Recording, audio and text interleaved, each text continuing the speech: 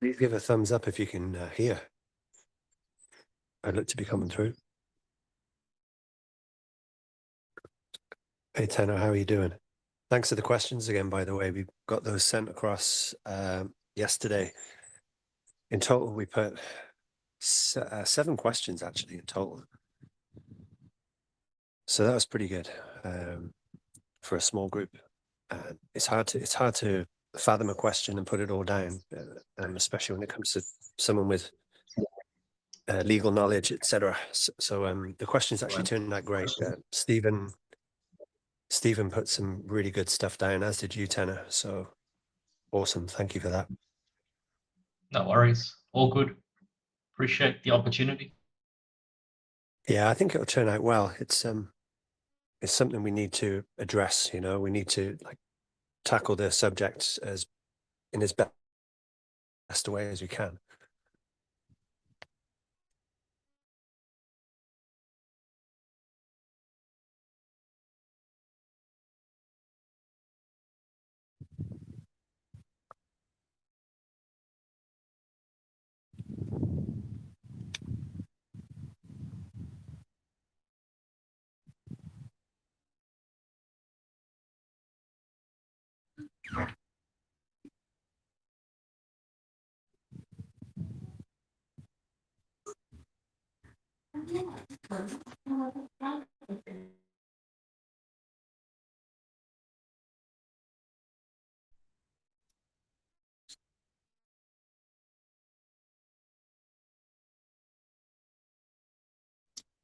There's a lot of listeners, not a lot of talking. So what I'm going to do is I'll leave the chat, the voice chat open. I'll sign off and just carry on with doing all the preps I was doing for next week's VC. So I kind of need to be productive with that. So I'll just leave this open and, you know, feel free to talk.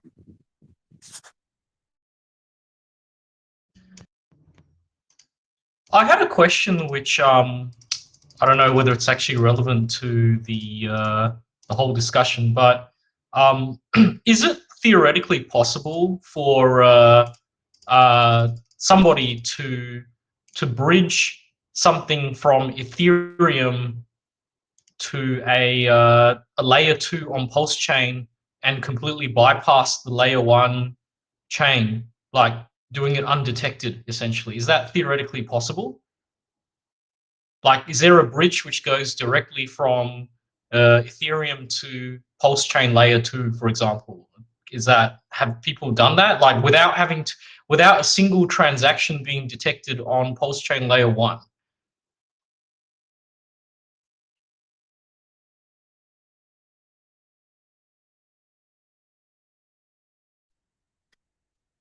Good question, Tanner, and I have no idea. I think I'll Maybe make a it's a note of that. 9i, perhaps. Yeah. Yeah, that's because no one can see this L2. Well, you need the RPC to see it and understand it. So I don't know of anyone that has that access, unless 99 has that access. It's kind of mysterious, you know. Funnily enough, I have a hunch that if he did make any statements about that, he would be giving himself away as the massive insider if he does that. So maybe he might not want to answer that question. Yeah, his I shouldn't speak for him, but his line retort is getting narrower and narrower as we progress further, because he seems to know more and can say less. So that it's quite narrow. You know, the opportunity to ask questions is getting narrower and narrower. It's tricky, you know. The believer cycle, as some would say. Yeah, it feels like it, right? And I'd say 9 could ask, and certainly Bavarian. I think Bavarian might have something to say about that, but I'm not. Maybe his retort is narrowing too, because he's seems to be very, very bright and very good at chain analysis. You know. Yeah. I mean, I'm not saying that layer 2, private layer 2, is necessarily how it's going to happen. It was just more Sort of like, Mm. if I was a billionaire and I wanted to ship large amounts of collateral into a chain without, like, everyone front running the hell out of me and wicking the price up, then like one way would be to use a private layer 2 and just basically stealth load the collateral onto and store it somewhere where no one can touch it, basically. Anyway, I don't Yeah. know. I'm like worse than everyone at like knowing how blockchain works, but it was just sort of like a bit of a thought experiment. Yeah, I'm whatever. I don't care how it pegs as long as it happens, and whatever. I'm happy to wait as long as it takes. That's what I'm saying. It just helps me build conviction. That's all. Yeah, I hear that. I'm the same as I'm not going anywhere. This this has been an amazing journey, and every day that goes by, like, I know we're all in chat. We're a small group. We really are a small group, and we're all in chat, and we're all analyzing so carefully every detail. We throw a little humor in there to keep it to keep things sane, but there's some great debate going on, and really every day that passes, in my view, is just another opportunity to shake some people out. That's how I've continually looked at it, just from the distribution side alone. And then going back on many things the founder of this whole chain uttered and tried to educate people about, things just seem to tally up. And if risk is likelihood times impact, then I'm very, very happy to be here. Oh no, glad. Pleasure's mine. Speaking of distribution, have you noticed any sort of material changes in distribution lately in the last couple of weeks? I remember you provided an update a couple of weeks ago about it. I just wondered, is there anything, any peculiar, um, strange activities that you've picked up on lately? Well, over the last, it'll be now, I guess we're coming up 10 weeks. So around 10 weeks ago, we had like a couple of events, like selling events, that spooked the traders. That's what I figured, it was spooking traders. And we lost on each event, we lost and gained something like 120 addresses in that 1 to 5 million cohort. And then the following day, people bought those positions. Not as many addresses, maybe 80 or 90 addresses came in. So all the churn was in that 1 to 5 million cohort. Then all of a sudden, we had a selling event or a spook event, I don't know, maybe 3-4 weeks ago. And it's usually around like geopolitical stuff. You just look at the markets, and then you just see where it's reflected. And all of a sudden, the 1 to 5 million cohort was accumulating, which I thought, wow, okay, that's different. It was a similar type of event, but it was having the opposite effect. So either we just shook traders out who just couldn't get back in. I do not know. And Mm. ever since there's just been addresses in the 5 to 10 million cohort moving up into 10 to 15 or 15 to 20.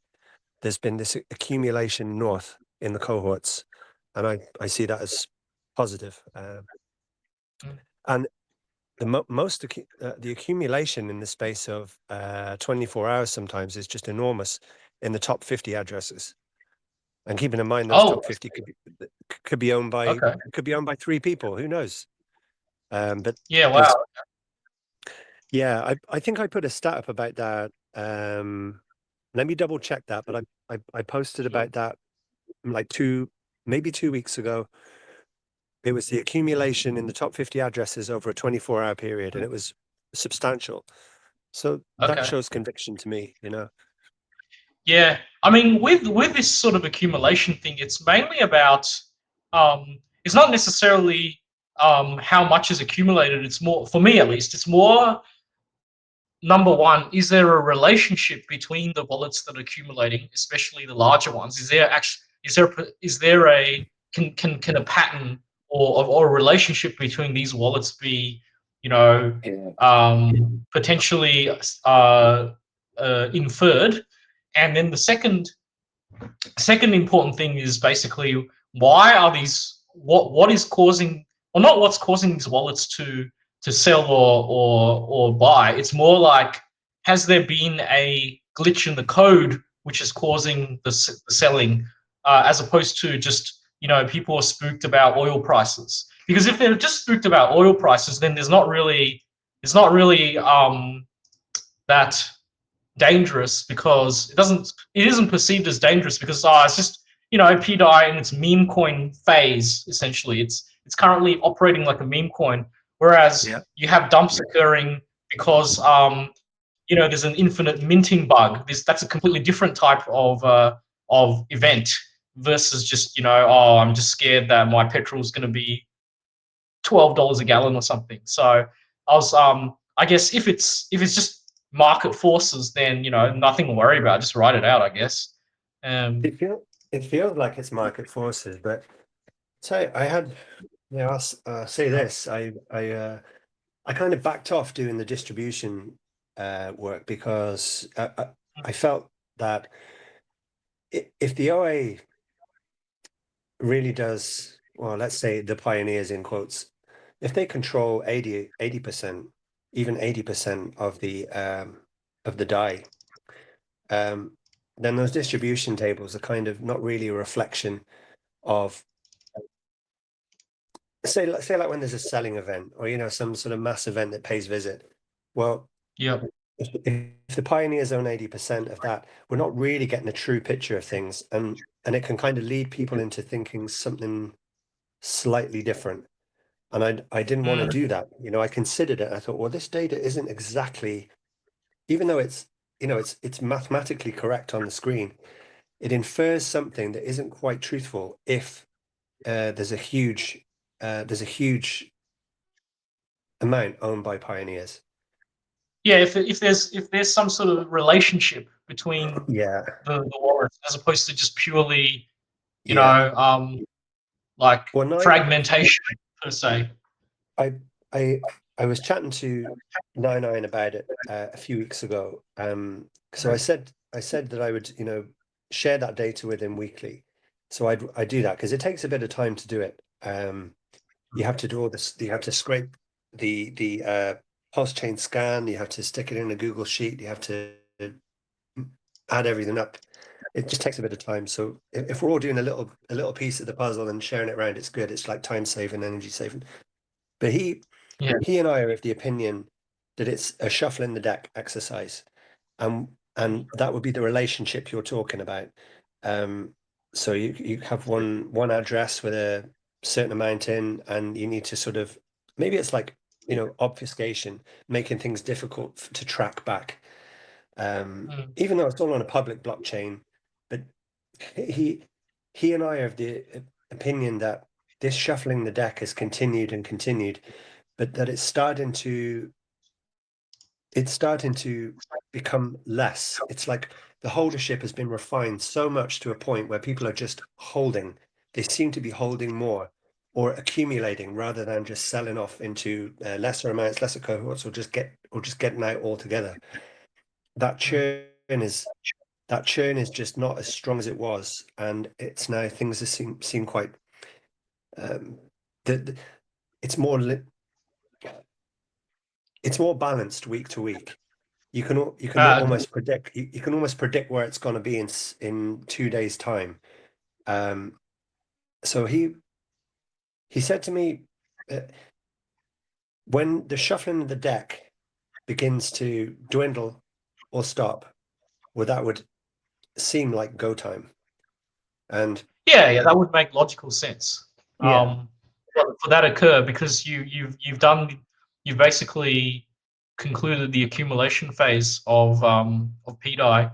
I mean, yeah, I've sort of heard of, how Somi says, there might be a slow peg or a fast peg, and um, uh, like, you want attention to eyeballs on Pulse Chain, because uh, more people get rich and more people participate, etc., etc. Like, I I kind of agree with it, but the other sort of perspective I have is, if your goal as the pioneer is to accumulate as much PDAI supply as possible, like at any cost or whatever it is. Like if your goal is to accumulate like as much of the circulating supply as possible, you would want to suppress the price of PDAI as long as you can, because even if like you would want to accumulate 90% of what you want at 20 hundredth of a cent, then let it go up to 3 cents and then push it back down to 1 cent, and then buy back down at 1 cent. I mean, unless you're a trader, I guess. Like if you're a trader, you want to create a top, get everyone to buy in at the top, and then sort of sell at the top, and then accumulate lower. I guess you could do that, but if I was actually looking to accumulate as much as I can so that I need the least amount of collateral to back it up when it finally goes to $1, then I mean, I'm not Richard Hart, so obviously, you know, I don't have his genius thing, but I would be trying to accumulate as much PDAI as I can at as low price as I can, and once I'm satisfied that that I have enough you know, supply, I would then instapeg it, and then the 5,000 people who get rich would just be like, they would be shilling so hard that like, and creating so many green candles in the other coins in Pulse Chain that itself would cause the ripple effect of powering the whole ecosystem up. But yeah, I don't know which theory sounds more feasible, like which is more, you know, you know, better, anything like that. But I just thought I'd mention it just in case someone had thoughts about it, or whether I'm missing something, like I'm missing something key in what assumptions I'm making or something. That's what I've been thinking about it, at least. Yeah. I think you're spot on, Tanner. I'm exactly the same train of thought as you. I have been. I think you and I have been of this train of thought for a very, very long time. Yeah. I mean, there's pros and cons of both approaches. It's just like, yeah, like it really depends on, I suppose, what the pioneers actually really want to do. I'm assuming that they want as much of the supply as possible. Maybe they don't, who knows? But anyway, whatever. We're just gonna wait. We're just gonna wait and then see what they do, I suppose. Like if they want to raise it to 5 cents and then dump it down to 1, fine. You kind of know what they're gonna do. But yeah, no, appreciate you sort of confirming that my thought process wasn't totally insane, basically. Well, I mean, look, all of us here, you and I and everyone here, we want DAI as cheap as possible in order to succeed. Why on earth would any founder not want for the same? Yeah. I mean, it's a centralized point of control, but it's also about trust. And you know, I know this motto, like trust is dead. You know, we've heard that motto a bit. Trust is dead. Long live Prove Expert. I was saying last week, like trust is a fundamental part of the human experience. We're not trusting a person, but at the same time, your trust is directed to Prove X. You trust to use Prove X. So you can't just delete trust. Trust is it's like breathing. You know, you have to. I totally agree. I completely agree. The thing is that no matter whatever financial system you use, whether it's fiat or crypto, you have to trust something. But I suppose that what we can say is that the governments are definitely not worth trusting. So at the very least, you can create a system which is centralized to a source that is more trustworthy than the government. I think that's sort of the real. That's what really is. It's not removing trust altogether. It's removing the reliance on trusting an entity that cannot be trusted, i.e. the deep state. I think that's what actually it is, because there's scammers everywhere in crypto as well. It's just, you know, I would trust. I mean, no man or woman is perfect, but I would put more trust in Richard Hart than, you know, the U.S. government, you know, relatively speaking. So, and I'm sure that most people here would do as well. So, I think it's just a transference of trust from a definitely unreliable, untrustworthy system to someone who is relatively more trustworthy than that, which is not a very high bar when we're talking about governments here.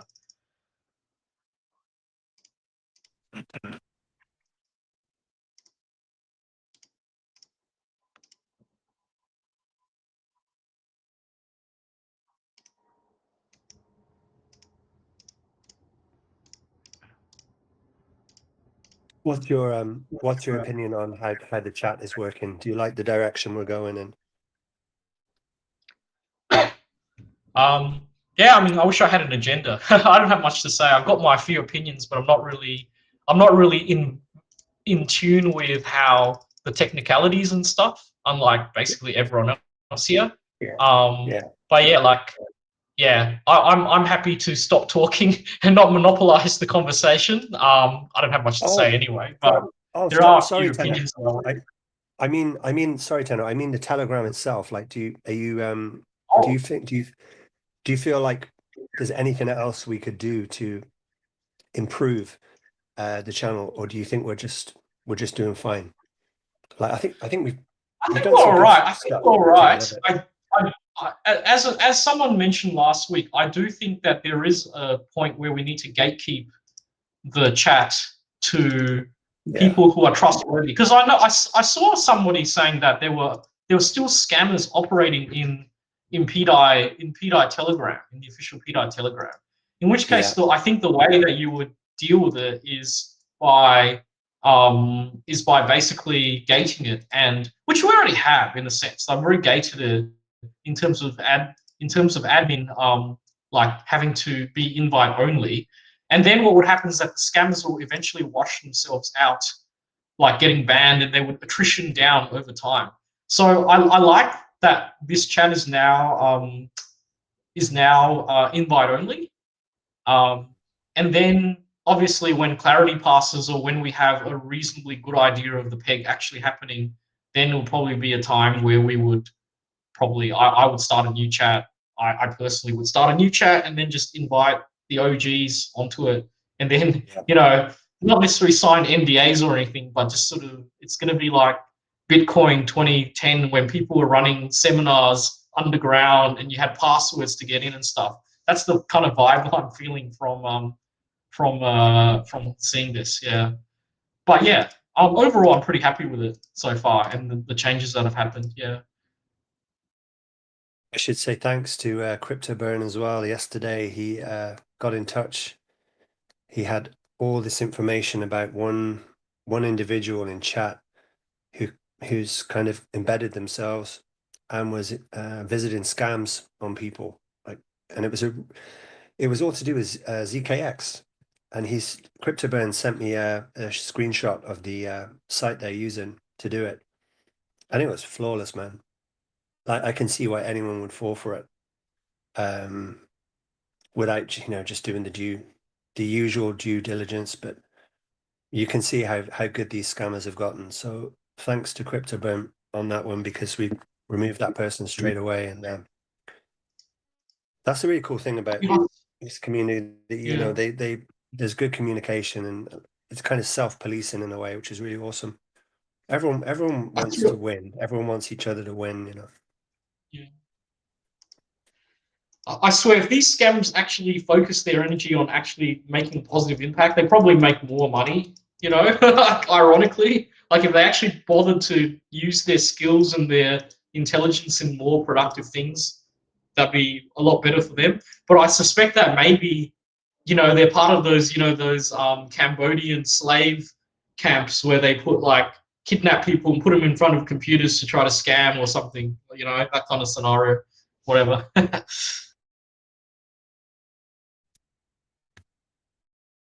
I do have some. I got a message this morning from a gentleman at rampnow.io. And I thought I was cautious at first, and I put it to the other guys in the admin chat about it. I'll just read it out. His name is Methan, and I thought, well, I wonder who that is. And it said the phone number is registered to India. So I was curious as to where Ramp now is based. It's actually registered out of Poland, but it seems it's pretty normal to have people doing the like outsourcing that sort of outreach work to other countries. So India would be logical. Like we all get calls from call centers in India and things like this, and sometimes it's totally legit. But the way he worded the DM was like legitimate, and I didn't it didn't seem quite like a scam at all. So he added a link to rampnow.io. I didn't tap on it. Instead, I searched out rampnow.io and I found it. And he is indeed a member of this team at rampnow.io. Unless, of course, he's taken on the name, I thought, and is, enacting a real elaborate scam. But he then gave me his email address. I said, if we want to talk about this at all, we'd obviously put it to the admins and then maybe branch out into the community, let them know this service exists or something like that. We haven't even gone there yet, but he gave his handle, and it's the actual proper Ramp Now email, Methon at rampnow.io. So it seems legitimate. So I'm going to send the guy an email from, I have this PDI email address to kind of, protect my own identity, but it's the one we use to sign up for the X account. So I'll reach out and see what it's about. But I'll just read the message and just get your take on it as well. So it says, "Hey Osprey, this is Methon from RampNow. We've recently integrated DAI into RampNow, currently under testing. So users can buy DAI using Google Pay, Apple Pay, SEPA, bank transfers, and other local payment methods. We've been trying to get in touch with the right person from DAI, but haven't had much luck so far." Now, I didn't verify that part. I haven't asked, has anyone else heard from him, but we've yet to see. We'd love to explore having Ramp Now available as an on-ramp option for the DAI community. Would you happen to know who I should speak with? Appreciate any help. But all his links and email handle are legitimate. So I'll just... I would probably ask where he actually got how he actually sort of found out about it, and sort of who Yeah, he's been speaking to, other than yourself. yeah, And then sort of independently verifying with that person, what happened and so forth. I mean, that's what I would yeah, do. It's just, yeah, like making sure he's not just making up names or something. Um, yeah, yeah, and yeah, I mean that's the very first step I do. I don't know what will happen from. I guess what happens after that will what we do after that would depend on what they say and who you end up speaking to ultimately. If he declines to give it, then I'd probably be like, well, how do we know you're not, the next, scammer off the street?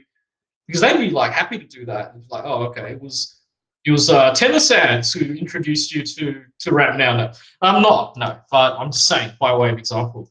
Um, but yeah, that's what I do. I try to figure out how they even found out about us, and then go yeah. from there. I'll ask that in the email, and I said I quote the I'm actually going to quote the Telegram the DM he sent me. So if it arrives in the address of another Methon at Ramp Now, we'll know it was not legitimate. Yeah, yeah, But I'll be super cautious about it. It just seemed not like it didn't seem like all the other scam things you get. So I thought, okay, let's have a look. yeah. I'll keep you Thing is, informed like, anyway.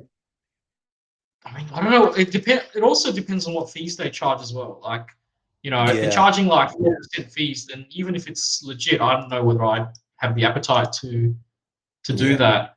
I mean, it's not. Yeah, it's very early. Like, I think we're a bit early to do fiat on ramps for PDI.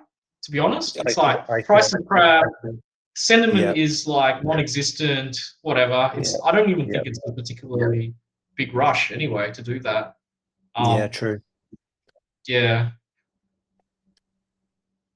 but I've used Ramp now before to do to go from um, like when I sold my Solana shitcoins, I just rotate them into PulseChain. I did back in 2023. I did use Ramp now, and it seemed to work, although the fees were pretty expensive. Yeah, but we'll see. We'll see how you go. Let us know how you go with that. Yeah. Well, I'll come back to you on it. I'll send the email.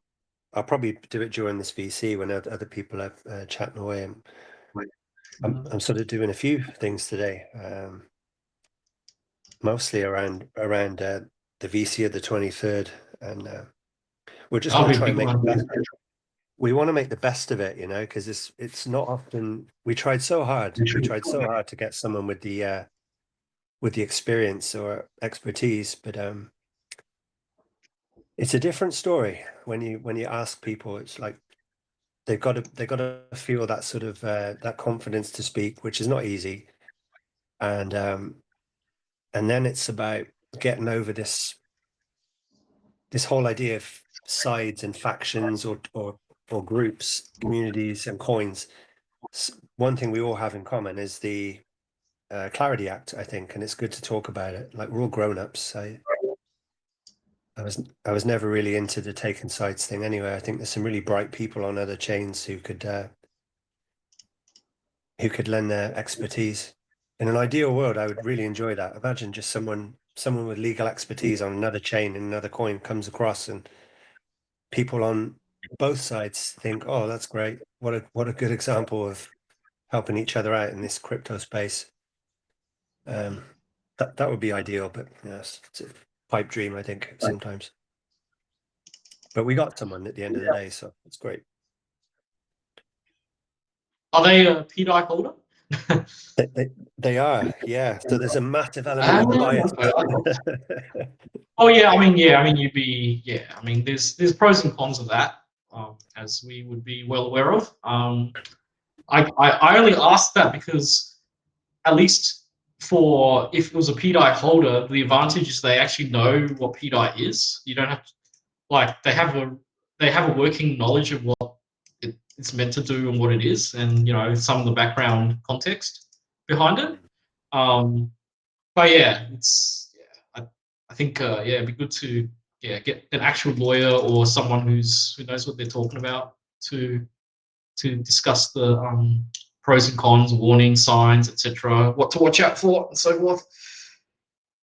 He's definitely not. He's not approaching it with a. He's very, very reasonable thinker and grounded in the opinions of his colleagues and the environment he works in. He doesn't seem to be approaching this from I read Telegram and I formulated these opinions based on that can be like muddled a bit by sentiment and expectancy. He really is coming at it from a real as professional a standpoint as he can, and I think that's great. Even though it might be hard to hear as well, some of it might not sit well with some people, but he's coming at it from a grounded perspective, and I think that can be a great benefit to us. Like, good information is of value no matter what it is. It's true. It's as we're not. I guess it's all speculative, right? Even a professional opinion is speculative, arguably, but it's grounded in some experience that we don't have, and I think that's where I'm coming from on this whole subject. Oh, speaking of Clarity Act, what's this deal about a delay happening? Like, what are they still trying to sort out here? Like, I saw a bunch of posts saying, like, oh, it's not going to happen in July for whatever reason. I didn't really fully grasp what the actual problem was. Do you have any? Yeah. I believe we have something posted in chat about it, but it was around. They're looking for six senators to change their way of thinking before a certain time, Okay. and I think that has to happen by a certain date. But it might, like, I might be contrary to Dr. Pegger on this one, but he's done the research too, so I can't dispute that. But Yeah. I just always feel like I think the July thing has gotten construed with the Liberty Swap posts a bit as well. It's all become one sort of train of thought. Again, I Mr. don't Peg in really pay July. attention. Yeah, July, it's Yeah. we're here, but but I think it feels more likely August to me, or September, before something happens. I never really I don't. I just don't think July is it. But goodness me, I'm happy to be proven wrong. But at the same time, I don't have the I Dr. Pegger is really on the button about all of it. He's put some Uh, great stuff together, you know. yeah, yeah. But there seems to be some, like, they haven't stopped working on it ever since. Like, there's talks and talks going on all the time. Uh, I think we need to see I think it's six senators fall into position. I'm just not sure on the progress of that. Okay. I mean, I don't really, to be honest, like I think it doesn't. Oh, well, it seems that maybe the whether the banks succeed in saying that stablecoin issuers can't pay yield on the stablecoin. I don't really think that's too much of an issue. Um, Mm. I would expect the pioneers to have prepared for that eventuality, given how often it's been mentioned um, in everywhere really. It's more just sort of actually here's the question. Here's the actual question I have. Aside from the issue of yield and stable coins, what other provisions? Maybe this is I don't know whether this maybe this is a question which is for next week, or I don't know whether it's been already raised by some other community member. But aside from the issue of yield and stablecoins, what other provisions of the Clarity Act do we actually care about in terms of what would be directly or closely related to PDI itself? Like the one that gets mentioned the most is the yield thing, but other than that, I can't think of anything else. I mean, there's this thing about DeFi safe harbors and then having monitoring, like surveillance of transactions for counter CTF and AML. But like, how would you even do that if the protocol's not even like officially owned by anyone, or nor docs? Like, how would you even enforce that on PDI? But yeah, maybe one of the questions which you might add to next week is what other provisions of the Clarity Act actually matter other than yield in this sort of context? Yeah. We've got, I think, Clarity Act. There's going to be a legal, like, distinction between truly decentralized protocols and these sort of companies pretending to be decentralized. That's inside the Clarity Act. But at the same time, PulseChain isn't a company, you know? So I don't think It's even just a we bunch fall of into code that. lines. Yeah. It's literally just a bunch of lines of code on the internet. It's Yeah. a pulse chain. Um, The community is not pulse chain. Like, community is not the blockchain. It's a community. yeah. That isn't the one. That's not the one. Actually, the community isn't the one actually issuing the stablecoin. It's the minting of it on chain of an unknown entity, which whatever. It's just yeah. Anyway, I think I'm preaching to the converted. Anyway, sorry.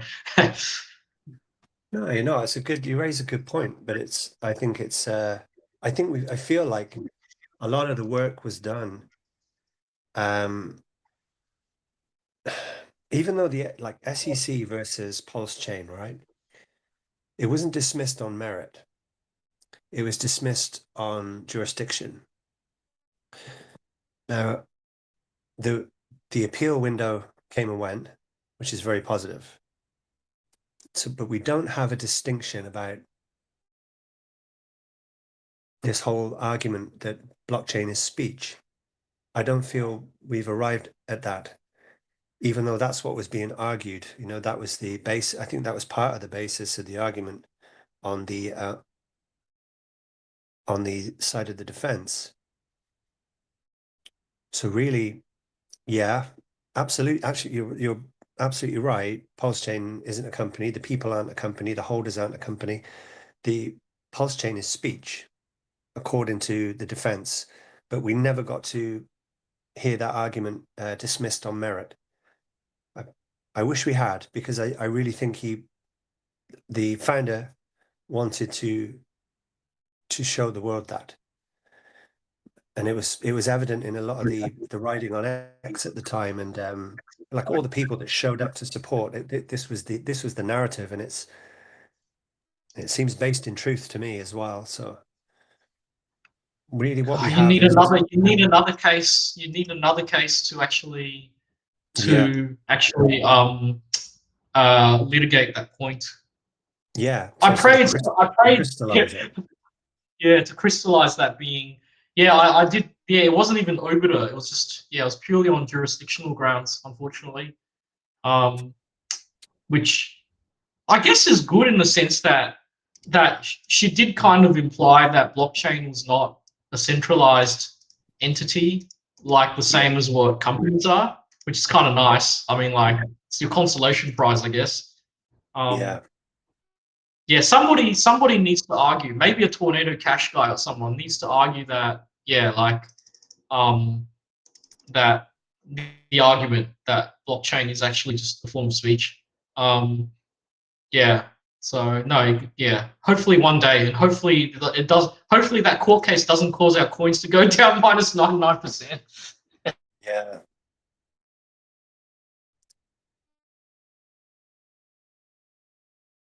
I mean, everything feels peaceful on that front. There's been no, the only thing remaining is this Interpol business. I feel like the bureaucratic side of things there isn't going anywhere anytime soon because bureaucrats are super slow. Yeah. Well, I guess the positive part is that because PulseX was ruled to be out of jurisdiction, essentially ruled just to be code, that kind of implies that all smart contracts which are that are designed in the same way as say PulseX or Hex would Mm. be uh, out of jurisdiction as well. So at least that's a positive to take away. Um, I guess I would have had a question of if I wonder if there's any way that they could legislatively get around the ruling. Maybe I don't know. I think that's probably one of my questions which I had. I asked something like, does regulation or any can they legislate their way and change the rules and try to rug us that way? Um, but It yeah, could be. I mean, if that happened, then they'll probably take forever anyway because you know how fast these guys are. You know. Oh, you could be waiting 3 years. Yeah. Look at Hopefully, we're all cashed out and in Dubai in 3 years. yeah. It could be a question. It could be a good question to ask on next week's VC. I keep that one in mind because that what we were going to do because it's going to be recorded and it's on at a bit of a weird time as well, Tennis Sands, because and I know you're far away. Well, we're far away from you, but the we're going to have it on at 11 p.m. UTC. Actually, that might fit your time zone, maybe. I'm not 100% sure, but it's on at a bit of an awkward time because it suits the guest, because they have a day job, and we said we'd work around them. But in any case, it's going to be recorded, and we felt like we could of the 6 questions we have, 6 or 7 questions, we feel like we can get them covered inside of perhaps 45 minutes, perhaps. Uh, we took the questions, we sent them off to him yesterday. He's looking at them on his own for several days, and anything he needs to run by lawyer colleagues, he's going to do so. So it's a fantastic opportunity. So he's got 7 days, which I think he's like agreeable to it. I think he feels like he has enough time to cover it, to cover all the questions, and he's going to send back which ones he's happy to answer, which can be I guess it's a time constraint too. It's a lot of work on his part because he aims to Mm. come back with good data. Uh, so that section of the VC, we're just going to read out the questions. Say so. This question was from XYZ. This question was from Tennesans. He asks XYZ, and he'll read the answer. He's got it all there, but I'm sure he'll talk off the cuff too, and it's going to be as natural as possible. But when that window of the VC is complete, we'll just open the chat so people can just speak freely as we do here, and just throw a couple of questions. Also, just perhaps based on what we've heard in that first 45 minutes. I felt like that would be the better way, because then it really presents as a very useful recording for people to refer back to, or maybe share on perhaps other pages and in other groups. Otherwise, we've got all of us sort of trying to figure out what one thing means in a 5-minute window, when it could be explained clearly by one guy. Or I just felt like it'd be more. I know I say about not having structure, but I think that one in itself needs to have a bit of structure. So if you keep that question you had in mind, and keep that for the for next, raise it on next week's VC, because it's a damn good question. Yeah, basically, yeah. It's just jurisdiction. The main question was basically, does Clarity Act, is there any provisions in Clarity Act other than yield which actually matter here? I think that was the main question. Yeah. At 11, was it 11 p.m. UTC, did you say? Yeah, 11 p.m. on 11 p.m. up here, 11 p.m. Okay, what time is UTC. it now? What time is it now, Here, UTC? it's 13:51, 10 to 2 in the afternoon here. So let's say 14 UTC right now. Yeah. So 11 p.m. UTC will be 2 p.m. UTC right now, roughly. So Yes. 11 p.m. would be 9 hours from now, which is in the morning for me. Okay, great. Yeah, be about 9 a.m. Yeah, it's be the Be morning. about 9 Great. a.m. for Sydney. Yeah. What day? What is that next? That would be Wednesday morning. Yeah, Wednesday morning for us. Yeah, for Yeah, you well, guys, it'll be Wednesday morning. Yeah. Yeah. Okay. Hey, Michael. Nice to see you. yeah, you too. How are you guys? Hey, Michael. Just a fly on the wall, really. How goes it? Hey? How goes it? You doing all right? Yep. Yeah, no, yes. Yeah, no, not too bad. Just came back from the pub actually. But it was interesting to see Liberty Swap's view on the Clarity Act not being a necessity. But Yeah. if we hold any weight to what they say, which I do, but I thought it was interesting regardless. Me also. See what happens. Contrary to what even Nine I was saying, because even he was saying post Clarity, he was always kind of, it was brought up quite a lot. So it's kind of contradictory to what he said, but it's not the first time we've seen this.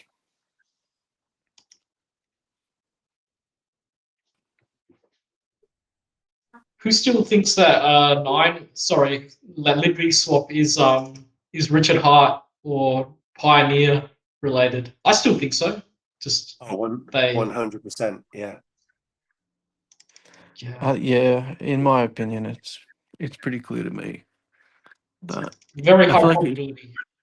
yeah, just plus they've been in development even to themselves for few years. I think they made a comment saying that only yesterday, and they've only been public for about a year, roughly.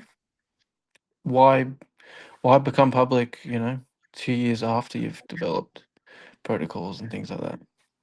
They're also conveniently rolled out one after the other, aren't they? Like imagine developing Hype Market within immediately after a release of 5 other protocols. So to me, they've got them all ready, lined up, and just slowly, drip feeding us with the marketing, which is what RH was always spoke about. Let the non-believers sell, and then once they're out, then begin the marketing campaign, which I believe what we're seeing right now. Plus, you can see the correlation and the consistency of what he's saying alongside he's always bringing up anonymity, and then alongside the protocols that Liberty Swap is talking about. I mean, we've got native railgun being released this month, I believe. Wasn't that what they said? It's a lot sooner than I thought, which is good.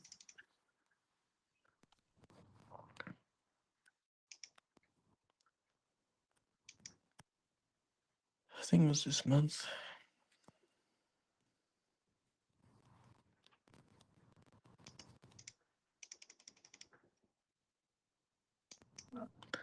But yeah, looking very positive, I think. July, who knows? But I mean, a few kind of community developers and members pointing to that, including Maria, Liberty. Plus the fact that we may not need to wait for clarity, which is positive. But who knows? I mean, we hope and cope, right?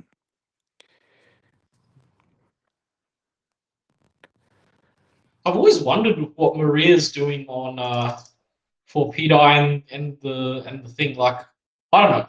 I know this chat has a sensitive sort of approach to Maria and Atropa and all that stuff. I never really understood it. All I know about that is whenever PDI goes up and down, Atropa also goes up and down, literally in lockstep with it. That's the only thing I know about it. But yeah, it'd be like. It's a good segue. Is there an official tradition about Maria that people have established or something about this? Like, is he a Richard Hart or is he an enemy of PDI or what? Well, I think it's the timing of his is very peculiar. I mean, I will say, yeah. So Hart's law, if you're familiar with that, the fact that assets that are bonded by the liquidity tend to follow each other, right? Yeah. Maria has built an entire ecosystem based on that law, an entire liquidity web where their assets are burnt with each other. And I think, to me, the timing is just uncanny. Imagine 5996 and other wallets minting PDI, inflating the supply of PDI in the early days, causing a price bottom at a 555,555x to $1.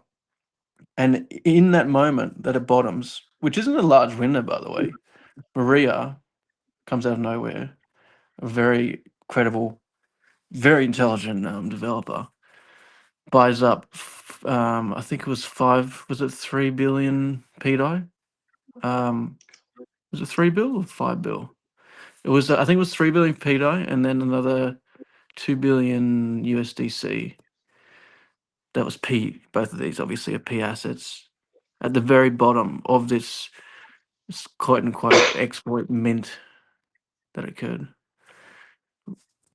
You know what I mean? And he spent quite a lot of time and money. And it's not a small it's not a small bit of work that he's done. It's actually quite incredible. So I believe there's definitely some, obviously to me it's very clear to me what's happening. Some And then, of course, collaboration. yeah, I think absolutely. Maria's well, James, or whatever the fuck you want to call him. He's What his even name kind is. of James Rahel, whatever it is. Even on video, he's kind of said so that quote unquote they've got everyone working like on Ethereum is working alongside Richard Hart. I mean, that's what he said. So we take that with a grain of salt. But yeah. Yeah. Up, boys and girls. G'day, Doc. Good evening, sir. Good evening. Hey, Doc, how you Yeah, doing, man? I'm good, mate. I'm not too bad. I'm just chilling out in the park. I'm sort of just listening into what you guys are talking about, and yeah, it's just lots of exciting things happening at the moment, isn't it? And just staying focused on that, really. Everything seems to be coming to a head this June, July, and just trying to stay sane in the meantime, right? And DCA, and I like what Mike, I like what you said about we just hope and cope. That's literally all we do. I mean, it's the only way to play the game at this point, right? That's right, yeah. Believe. But I mean, there's all the belief is kind of a funny thing because conviction makes up that belief, which is what we've obtained over the many years of being here. So, but yeah, absolutely. Hope and cope, to put it nicely.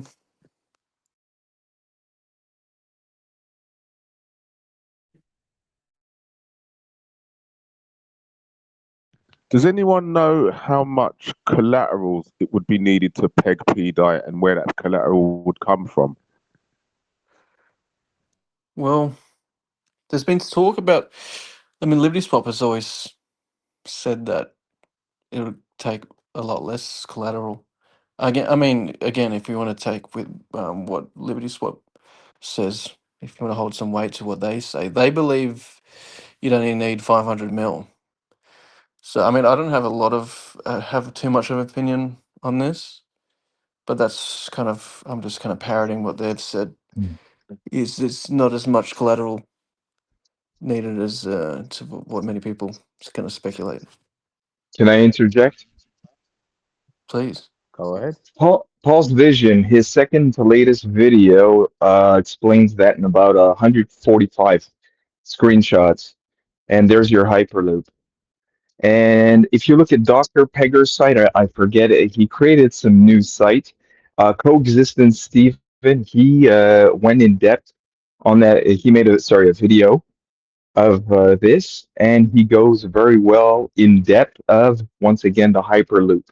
So that's pretty much your answer, because everything gets brought together. Pegger, 9 irons, and decentralized me analysis. Basically, Dr. Pegger is actually staying, well, as much as he can, that is, up to date on this, but day in, day out, day in, day out. That's it. Thanks.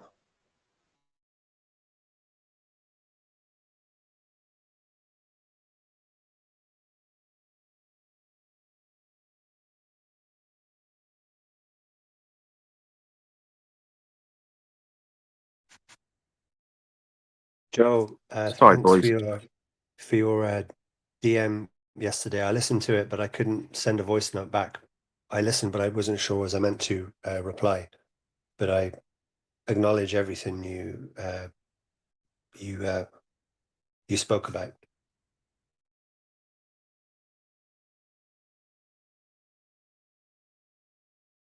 Just been trying to wait for a time to actually turn the mic on because I've got a brawl going on here between seagulls and pigeons.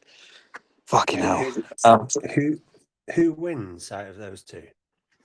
Well, that's what I'm saying. I mean, pigeons are outnumbering them by quite a bit, but you know, the seagulls are, you know, they're the dominant size, aren't they? So they just sort of start squawking, and yeah, it's all a bit mental, to be honest. But yeah, we have a quiet moment. So I just I wanted to say, like, I appreciate that, Joe Schmo, on what you said about the article and stuff. Yeah, so it was just to put it all in one place, and really the Hyperloop is the ultimate, like, that's how you keep the peg, right? The arbitrage and everything like that. So one thing that I did want to say was, you guys mentioned about Maria. The thing about Maria is, and I spoke to Coexistence Stephen about this last week, I'm not 100% sure on how Maria plays a role at this point, and I'll be completely blunt about that. And that's why I didn't really put Maria in my thesis. Obviously, I touched on it, but like, there isn't, you know, in a way, Maria hasn't really shown their hand, in the sense of, like, you know, initially. One thing I will say is I will push back on the whole narrative that Maria's a bad actor. That for sure I'm going to push back on. And the reason I say that, only purely because of the basis of of um of before the chain launched, how well he spoke of Richard and how he talked about the 14 devs and the Ethereum guys and all that kind of stuff, which you guys touched on a bit today. The fact that that was talked about before the chain launched tells me that he was already aligned with Richard at that time, and there was no real need for him to position himself that way unless you're doing like the long con thing, right? But the argument is, if it was the long con, surely the wrap is up by now, right? And there's too many. He garners a lot of attention, too much attention almost on that place, and he's launched coins, and he's, you know, and this whole what did Stephen say the other day to me? It was something along the lines of quantum fluid mechanics, something along those lines, like this this idea that like the same sort of technology that NASA use, and the fact that he was a NASA scientist, like you don't just become a NASA scientist off, you know, like you don't just become a NASA scientist and then go into, you know, do all these presentations and do these meetups and have all this kind of attention and intellect to then come back to, oh, I'm, you know, being a bad actor. Do you know what I'm saying? Like, it, I mean, don't get me wrong, you can still be a bad actor and still garner attention. I'm not saying that, but I'm saying that there seems to be too many positive things happening with him or her, as we say, you know. And it's just kind of like when you, yeah, exactly, and that's why I say they, you know, there or there, whatever he wants to identify as. But the bottom line is, it's like what is his contribution, and his contribution so far has been, apart from the public, I think the only time that we disconnected really the Atropa ecosystem was when he started saying, you know, I'm not involved anymore, I'm not sure about this, and I'm dumping it. But it was also the same period that Richard was dumping it, he was dumping it, like I'm seeing it, sorry, he was fudding it, Richard was fudding it, Catty was fudding it. It was that whole FUD campaign that we've kind of articulated, right? So yeah, I'm not 100% sure how it fits in. I just don't want to rule it out, and I don't want to rule it in either. Does that make sense? So I'm kind of neutral on it, but that was just what I wanted to weigh in on the Atropa conversation. Do you know? Suddenly, this expression came into my mind when you mentioned it. He sounds like he's the anti Jack Levin, basically, like the opposite of Jack Levin, essentially. If you know who he is, you know the Zen guy, you know, yeah, who's some mysterious person from, you know, an illustrious institution, and they're trying to, you know, create some sort of solution or something. Whereas Jack Levin just basically extracted. He sounds like he's more of a, you know, he's more aligned to a pioneer than an extractor, should I say? Yeah, I hear you. I hear that. And something else I wanted to mention on that, tenor, when you were speaking, you reminded me of something as well. It's that prior to the chain, right? Here's the other thing that people disconnect. Prior to the launch of the chain, he was extremely coherent, extremely clear and concise and direct about his communication in person.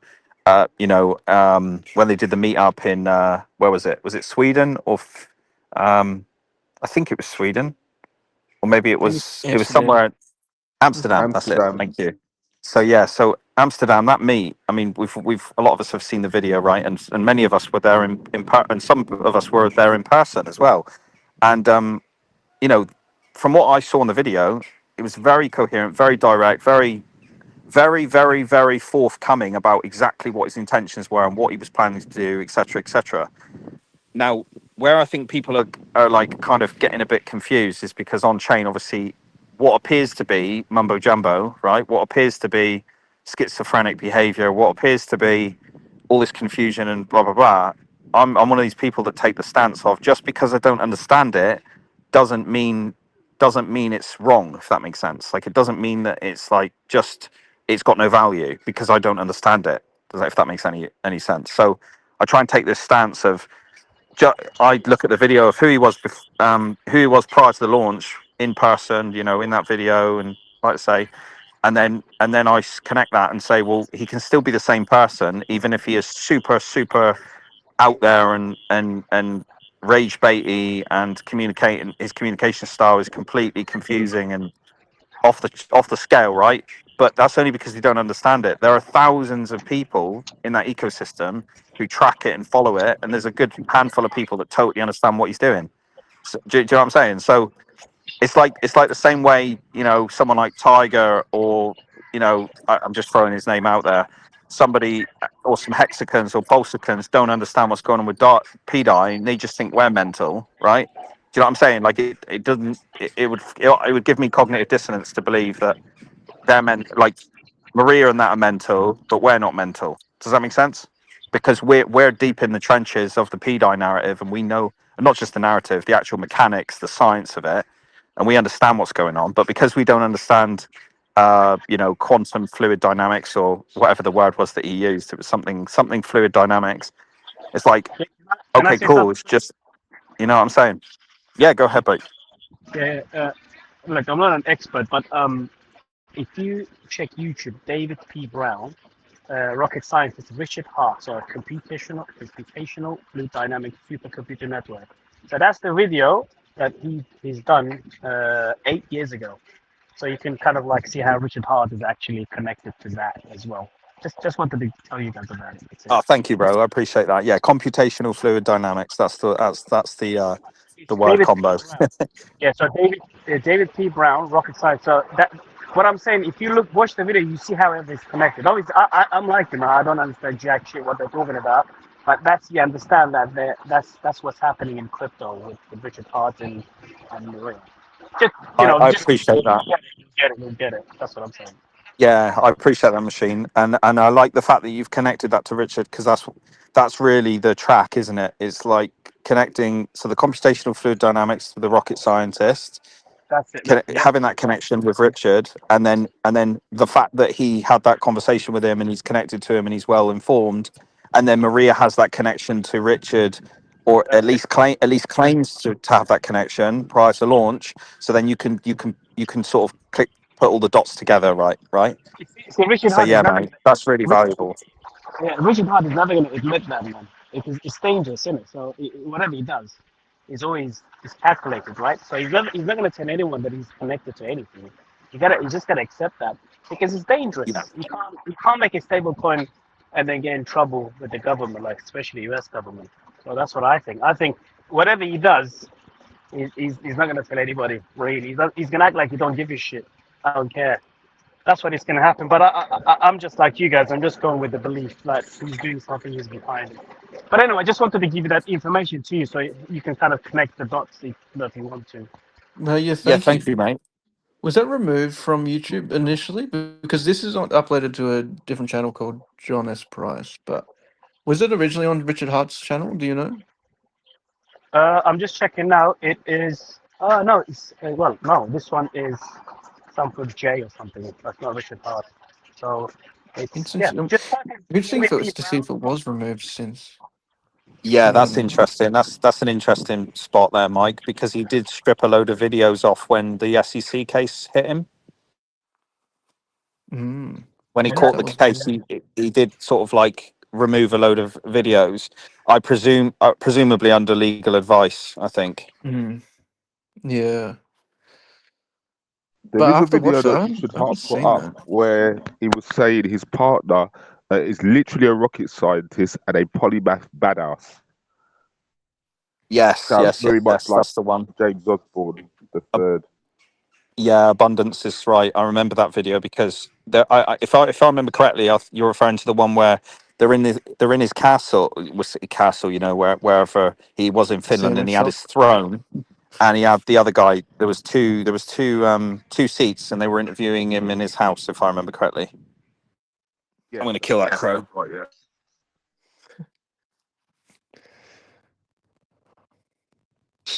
But yeah, it's really valuable. That's really valuable information. I find that interesting, and also it's a two-part thing. Really, it's not just the legal side of it. Of course, he wants to protect his own ass, right? He wants to protect his own personal safety. That's a non-negotiable, right? I think we can all agree on that because that's instinctual as a human being, right? Wanting to protect yourself, but like, and of course from law, but not just that. He doesn't want to give up his tricks, right? Let's be real. Like he doesn't want to give up his intentions, and he doesn't want people on the tracks. A lot of it, I would argue that we've been on the tracks for a long period of time with him, and I think he knows that. And there's a reason why he's unblocked a lot of people, and there's a reason why a lot of PDI guys are not blocked. Does that make sense? Like there's a lot of reason where the PDI guys are not blocked. Like, you know, how many times he's been tagged and stuff. I've tagged him in the PDI thesis and this and that and this and that, and other people have been True. tagged. Other people have been banned for less. Do you know what I mean? So Yeah, there's definitely something going on here. that's a good point, actually. And to my recollection, every time Richard Hart spoke about PDI, he didn't just make a comment, but he put a question mark at the end of the comment, making it a question rather than a statement. stop buying PDI. Yeah, and then it's saying it's rumored that 5996 is exploiting. Yeah, it's never definitive. It's always questioned.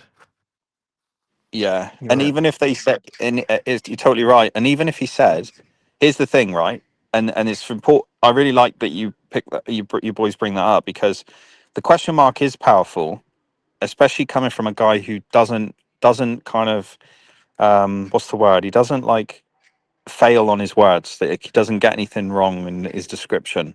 Right? He doesn't like muster his words. He's very direct about what he wants and what he likes and what he doesn't like, and he's very literal. So it's very interesting to see that with a question mark, especially considering remember when he fudded ehex and he was like, well, what we said, our interpretation, the market's interpretation was he fudded ehex. Obviously, a lot of people would say it's neutral, but he, when he said, oh, it looks like the market is chosen, right? It's just a statement. It looks like the market is chosen. So it's not like, stop buying PDI question mark, not like stop buying PDI full stop, as opposed to, a directive. Do you know what I'm saying? Like, if he cares about his community and he wants to direct us and lead us not lead us down the garden path and keep us invested, the counter argument to that is, oh yeah, but he doesn't want to FUD people out because he wants people to stay on the chain. But it's like, yeah, but he's done like something like, do you guys ever remember the 300, it was like 300 tweet thread that he created of every time he called a scam, and it got proven that he was right? Do you remember that thread that he used to have, that infamous thread? Oh yeah, So it's like, yeah. what, we never made it to that thread, did we? Do you know what I'm saying? Like, we never made it to there. He never called it out on his own chain and said, like, I don't want you, I want you guys off it. The count No, again, exactly. the counter argument, and there's no like, oh, this trashed coin. Also, here's another thing, right? If he doesn't want people in, let's just say, obviously we're making a lot of assumptions here, right? We're making a lot of inferences, and it's important that we acknowledge that we are speculating on certain things. But if we infer that he is behind it, and we presume, and that is presumable, then him not wanting to, him not fudding it, right? Him avoiding saying, oh look, it looks like the market is chosen, and then showing us as the biggest volume on the day or whatever, that would cause people to ape in, wouldn't it? And that's the opposite of what he would want if he's behind it. So like the counter argument to what I'm trying to say is, if you argue his communication style from both sides, of saying like, what do we know, what's his pattern, what's not, what would he avoid, what can we infer, whatever way you look at it, you can kind of, it all ties back to PDI is what I'm trying to say. Like, it all ties back to the idea that he's behind it. Here's what I'm saying. It's not definitive. We've said it's not definitive, but all I'm saying is the probability is higher that he's behind PDI than it is that he's not behind PDI. And the only reason I say that is because the amount of evidence that we have stacked in that favor of that, if that makes sense. So all I'm saying is, you've got to look at it from a probability perspective, because it's the same way billionaires look at it. Billionaires don't look at things as right or wrong or black or white or up or down. They look at things as probabilities. It's all about probabilities. They don't think about, well, what is this going to, they invest in companies or they build businesses based on what percentage of the market am I likely to capture, and what is the probability of that actually happening? So all I'm saying is, when you start putting yourself in that mindset of how he thinks, it kind of shifts the game a little. I think right now PDI is the perfect play in crypto. Simple as that. I agree. 100%. I'm just gonna read out some of these. I think because it's kind of funny, especially in retrospect. Something has inflated the PDI supply by multiples. PDI has 25 billion supply now. DAI had under 10 billion at the Ethereum fork. Who's minting that supply, and why are they, it's rumored, dumping it and bridging out? Then another one, 15 minutes later. PDI, it's rumored that this is a spreadsheet of guys that are minting and dumping. Perhaps they could do that forever. Coins that don't hyperinflate to death are cool. And there was one about secret keys.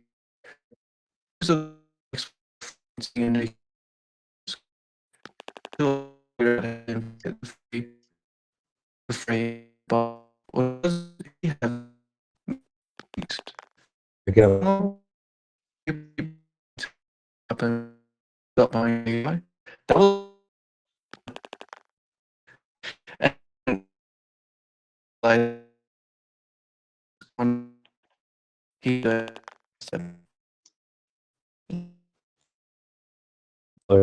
pretty bad. well,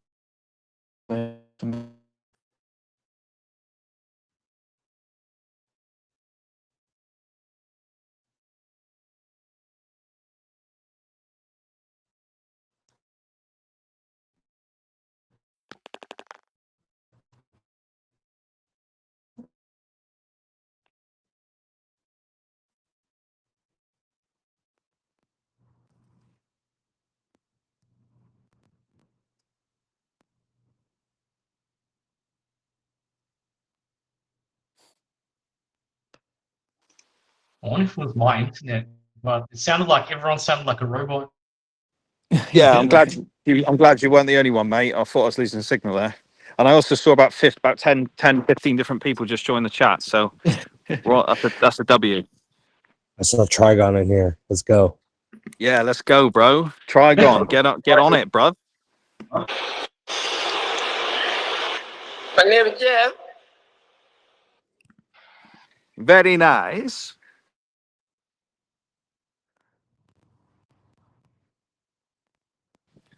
Yeah, that was weird. Everybody sort of bounced out then. But we're back in. We're back on it.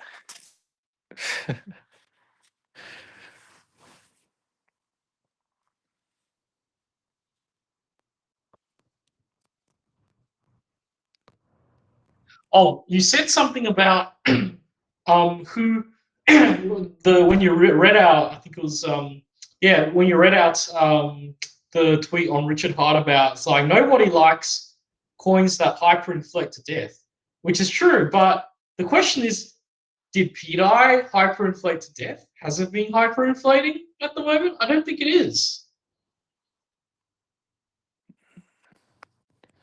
no, yeah, for sure. I think the guess in that dollar is moment- hyper. Sorry. Yeah, exactly. Well, sorry, you go. I said I think the dollar is hyperinflating. Yeah, that's right. Or it's about to. Yeah. And it's I mean it all happened pretty quickly as well, and it all happened at one time. So that 44 billion is kind of, we sat in that 44 billion number for quite some time now.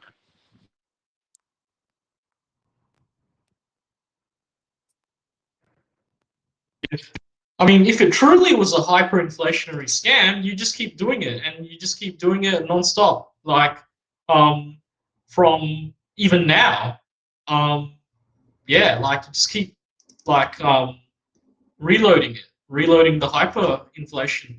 And the other question, I don't know, I'm sure someone would have said it, is why couldn't they have done that at 3 cents? Why did they wait until the price was down to 40/100% to do it, whatever the number was? Well, why didn't they do it in euphoria? You could have gotten a lot more money out of it if it was done at 3 cents instead.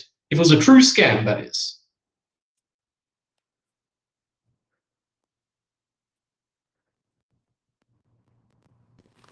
That's a good point.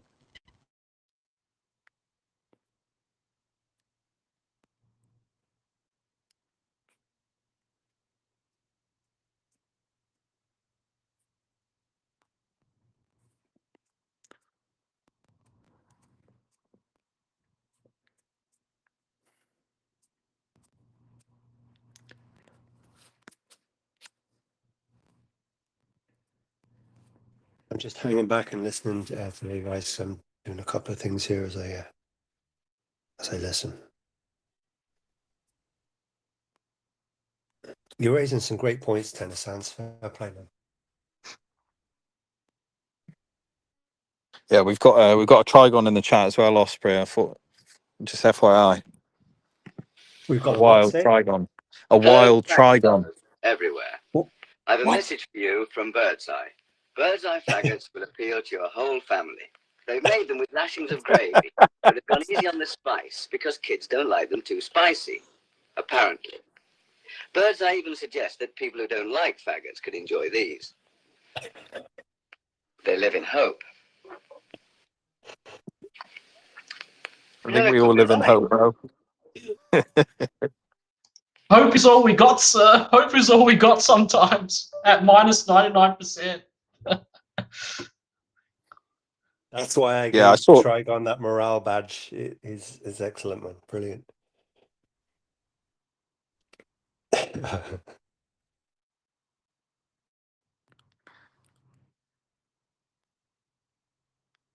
Thank you, Trigon. Yeah, I saw a really cool post on X yesterday, which basically a guy was talking about how $100 at SAC is now $5, and he witnessed he found a transaction of the guy selling. So there was literally a guy who put $100 in at SAC and he sold yesterday for $5. And the guy was like, the guy who've obviously found it was like, what? Why on God's green earth would you even do that? Like, if you can either ape another $5 and you double your position at SAC, and you've got woohoo, you got $200, but you still doubled your position, whatever way you look at it. Or you can ape $100 in today and you can 20x your bag. And it was like, it's just an interesting thought experiment, because I thought people are actually selling at $5, which is wild. But yeah, you Which can is ape in $1,000 is a it's still 20x, right? it's funny. It's like you can look at it in two ways. It's like, oh, my $1,000 is now worth $5, but then you look at it the other way. Well, in that case, if you buy 5, it's going to be worth $1,000 when it recovers. You see.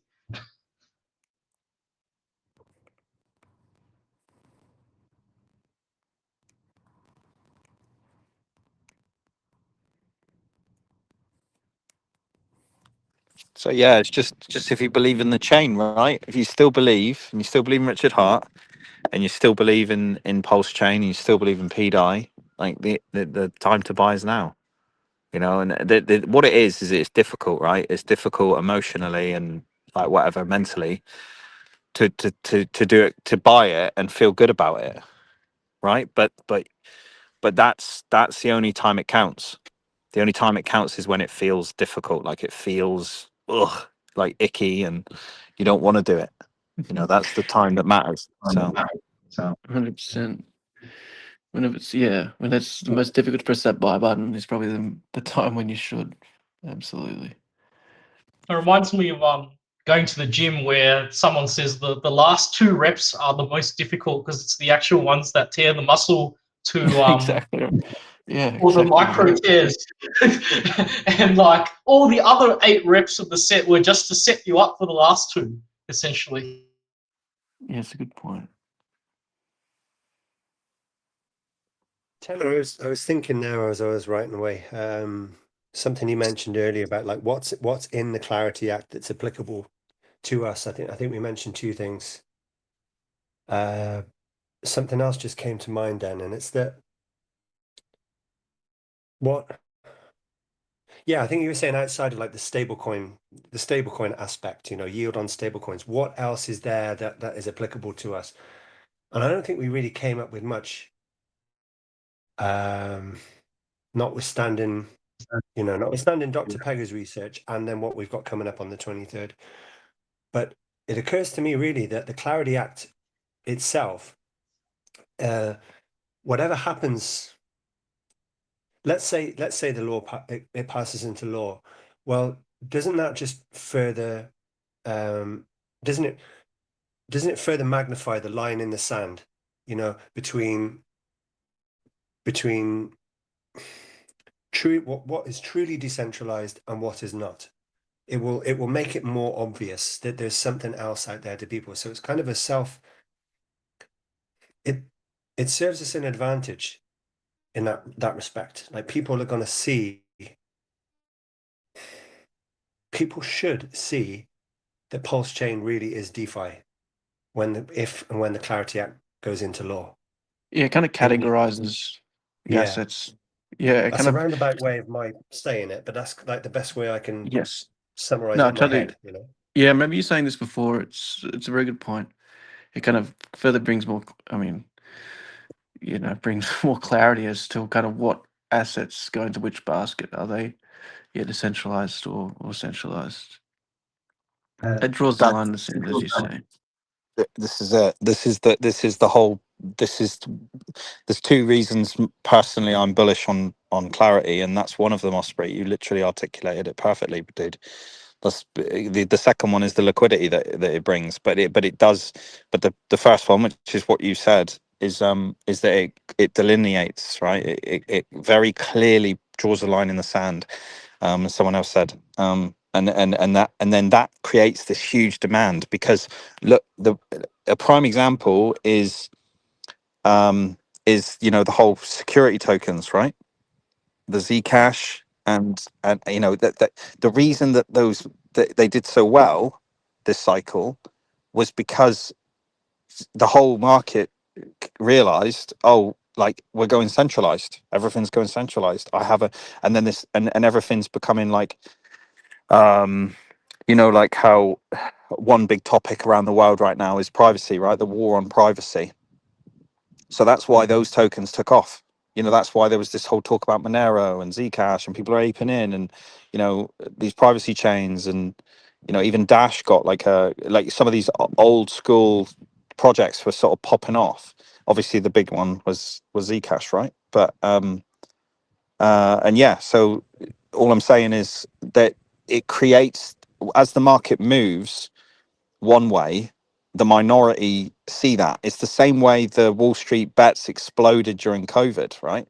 The whole reason it exploded was because everybody saw what Robin Hood was doing and how this house of cards had been been exposed, right? They'd seen that, oh, if I counter trade the narrative of this thing and I'm gonna short it or I'm gonna whatever I'm gonna do, and they sort of collaborated together and all pointed at the same thing, and that's why you've got that explosion, right? And because you've got so much power in such a small condensed area, that's why you get these runners. You get this one or two that just start running and they take off. And as you said, Osprey, like Pulse Chain is completely positioned for that because it is true DeFi. But what it is people haven't defined what DeFi is yet, and the beauty of the Clarity Act is it defines what decentralized finance is and what centralized finance is, and it does that clear line in the sand, and then all the cypherpunks. This is why so many people were saying about cypherpunks, right? Saying that Pulse Chain is the true cypherpunk chain, right? And it's the community. So yeah, it's just there's so many exciting things on the Clarity, and of course it's a it's a two-prong win because you've got the liquidity, and that's what I was saying about the liquidity before, about there's 100 trillion sidelined. It's 100 trillion with a T, and if you capture 1% of that, right, you're at 1 trillion. So conservative, you're looking at 800, and these aren't just numbers. I'm not just pulling them out of nowhere. You can verify it, right? You can verify these numbers. These real institutions cannot buy. I don't think people realize, this whole theory of everybody's in is still not actually true yet. Like people are still not fully in. Like the institutions are not in yet. You can say, oh well, they've got a few bit of bags. They go, they go backdoor stuff, right? They go like, they'll get a person to become a facilitator to buy the bags, etc. Blah blah blah. But that isn't what they want to do. They want protection from the law on big scale, and that's what Clarity serves, right? So that then they can deploy at mass and then capture all that funds. And where's that funds going to go? They're going to go into Bitcoin. They're going to go into Ethereum, and it doesn't. And then you get this waterfall effect that a lot of KOLs have been talking about for years and years and years, and they're not wrong, because it does go like Bitcoin, Ethereum, top alts, and then you got your waterfall effect, right? The idea that liquidity flows from project to project, and that is true, but it's not just that. It's the fact that all that money comes into the market, and then the institutions look for for new projects to invest in, and they're going to look at Ethereum, and then they're going to think, oh, I like Ethereum's tech, and people that have been around understand that PulseChain is a fork of Ethereum. So why would they fork the network? Are they doing it better? Are they not doing it better? And I'm not saying that institutions are going to announce an ETF for PulseChain. I'm not going to say that, because that would require institutionalization, and that's not the way the chain is built, right? It's built for DeFi. But what I am saying is those investors are still people, right? And they're still pensioners and people that have funds, and they want allocations, and they have kids, they have grandkids who are involved in DeFi, and they understand this whole kind of rage against the machine energy with, you know, how the boomers have, you know, they got the big piece of the pie, and the gens, you know, the millennials suffered, and the Gen Zs have got virtually nothing, you know, when it comes to traditional finance and, you know, getting yourself on the property market and going up in life. So it's all cultural. Do you know what I'm saying? Like the DeFi thing this crypto thing is almost like a response to culture when you really zoom out. But again, that money it comes in, the 100 trillion, what's it going to do? You know, I mean, you can only imagine the prices if $1 billion. I'm speaking positively here, right? This is eternal optimism. You know, saying imagine $1 billion of 800 billion coming into the market goes into PulseChain, but why not? Why not? That's like, what's that? Less than 1%. Why not? Why can't we consider that as a position when Richard managed to capture the top 3, top 4 spot on Nomics last cycle? Why can't we do it again? Why can't we? Except this time the guy's richer, right? The guy's got more money this time because he's got 600 million that he took off on Tornado. Do you know what I'm saying? Like, or it's just things to consider. That's all I'm saying. I reckon 2% of 200 trillion is probably quite bearish, because the thing is that, like,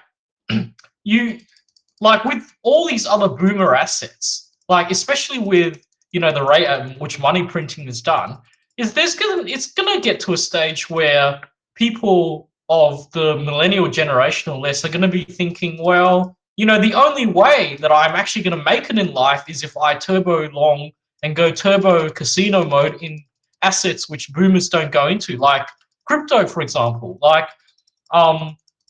So what? My property goes up in price by 4% a year, and I know that the money gets printed at, like, you know, 14% per year. Why am I putting it into boomer assets and just buying and being exit liquidity to them? Why don't we just play our own Ponzi games, basically? Well, no one's buying houses, not where I am. This part of the I mean, world I is live in a country where properties are like 13 times your income, so I know the pain. yeah. Well, I think we're just like, we're hedging there, it's saying like, hey, if it's 1% or 2%, if just 1% or 2% that finds its way to XYZ. But like, is this on a timeline? I mean, doesn't money, well, the person holding the money looks for opportunity, or the system holding the money looks for opportunity, and you'd want to find the most upside. And it really does feel like there's tremendous upside in crypto, because every institution is signed up to it. You only need to look at the sponsors of that, the Freedom 250 event. There's so much blockchain stuff in there. Banks, Coinbase, etc. Every institution seems to be positioning itself ready for something. Rules are seem more balanced, and things seem more accessible now than they did even 2 years ago. I've noticed it with my own bank. As much as they don't know much about, crypto in itself, all they know is they've heard of Bitcoin or whatever, but behind the scenes, their infrastructure is prepared for people that want to work from centralized to decentralized, or crypto to fiat, or whatever. I think all banks they seem to be taking this position, and maybe it's just a little bit of time we need. That 1% or 2% could grow when systems and individuals start recognizing opportunity elsewhere for upside. And that's where PulseChain is different, because it's clearly functioning brilliantly in what's been a precarious market. Look at everything that's come and gone since mainnet. and all the people that doubt PulseChain, and so many of them have disappeared. So many, so say, competing systems or chains have had their exploits, or have, or just simply don't work for periods of time. PulseChain has never had any of these problems, and yet people call Richard Hart a scammer. It's just preposterous. Is the one person that's not being that. I think an awful lot of money could find its way to PulseChain. I think more than that 1 or 2%. The upside is surely here for something that is working correctly. I mean, it does work as intended, and it's worked as intended all the way through a really, really difficult market. Really difficult.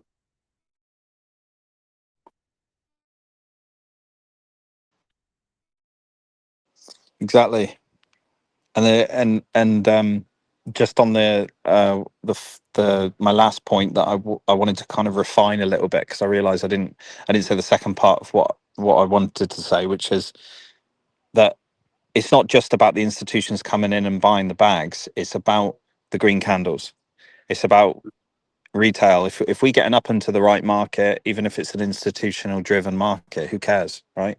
Because if it's driving up into the right for the 12 months, because it will drive up and to the right, like overall, from the date of clarity being passed, because that's when they'll start accumulating in mass as quickly as they can, obviously competing with each other. And those green candles, that Bitcoin, whether that Bitcoin's breaks 125, hits 140 again, hits 140 for the first time, hits 180, you're on to 210, you're at 240. Richard Hart's target gets hit at 250. What price do we see Ethereum at? Right, so we're at 10k, we're at 10 to 15k ETH. What's that going to do to alts? It's going to send them. It's going to send them regardless, because retail are going to start paying attention again, and they're going to start coming back in. And it's not as binary as people say. Yeah, but because people who don't really understand how the markets work will say, yeah, but once retail come back in, then institutions will just dump on them. Yeah, that's the game. But it's not as simple as that, because we're still going to have a 6 to 12 month alt season when you can capitalize on the markets, because we've all positioned ourselves in alts, right? Because the alternative is you go buy Bitcoin and you get your 2x over your 4-year window, or whatever it is that you want to get. But the point is, we don't need this to not be an institutional cycle. We don't need this to be a cypherpunk cycle. We just need to be positioned on the edge case, which we already are. We're already positioned in PulseChain for that reason.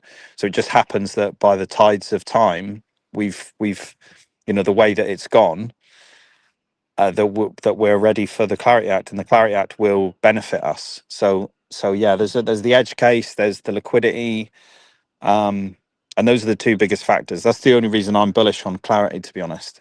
Like I can't see, and beyond Clarity, I can't really see who the next guy is, because I mean, you could argue, as Osprey mentioned, like we're mainstream in the sense that the sponsors are everywhere, right? Like it's become part of mainstream. People just think, oh, you're in crypto, cool. It's become a thing, like where people just have accepted it. But retail is still not in. You haven't got your mates, your normie mates, and your normie's mates' dogs, and their dogs' mates aren't in yet, right? The local taxi driver isn't in yet. The paint and decorator visits, you've never met him before, starts telling you about, oh, I bought this crypto. We're not there yet. We're not at euphoria levels that we were at. We're actually we're at the opposite. We're at the bottom, which gives us the opportunity. So it's like, that's where the upside is. The upside is in the climb. It's not at the top, because everybody here has probably bought the top at some point, and you know how it feels. So it's like, but just because it feels that way, you may have played the game wrong, but it doesn't mean you can't play the game right moving forward. So the people here who are positioning themselves, are going to benefit from that upside. So yeah, we just need clarity. We just need it. We need it. There's no bigger liquidity event than clarity. And people are saying it's a buy the rumors, sell the news, and all that stuff. They don't understand what it is. I'm just going to say it categorically. They don't understand what it is. Yeah.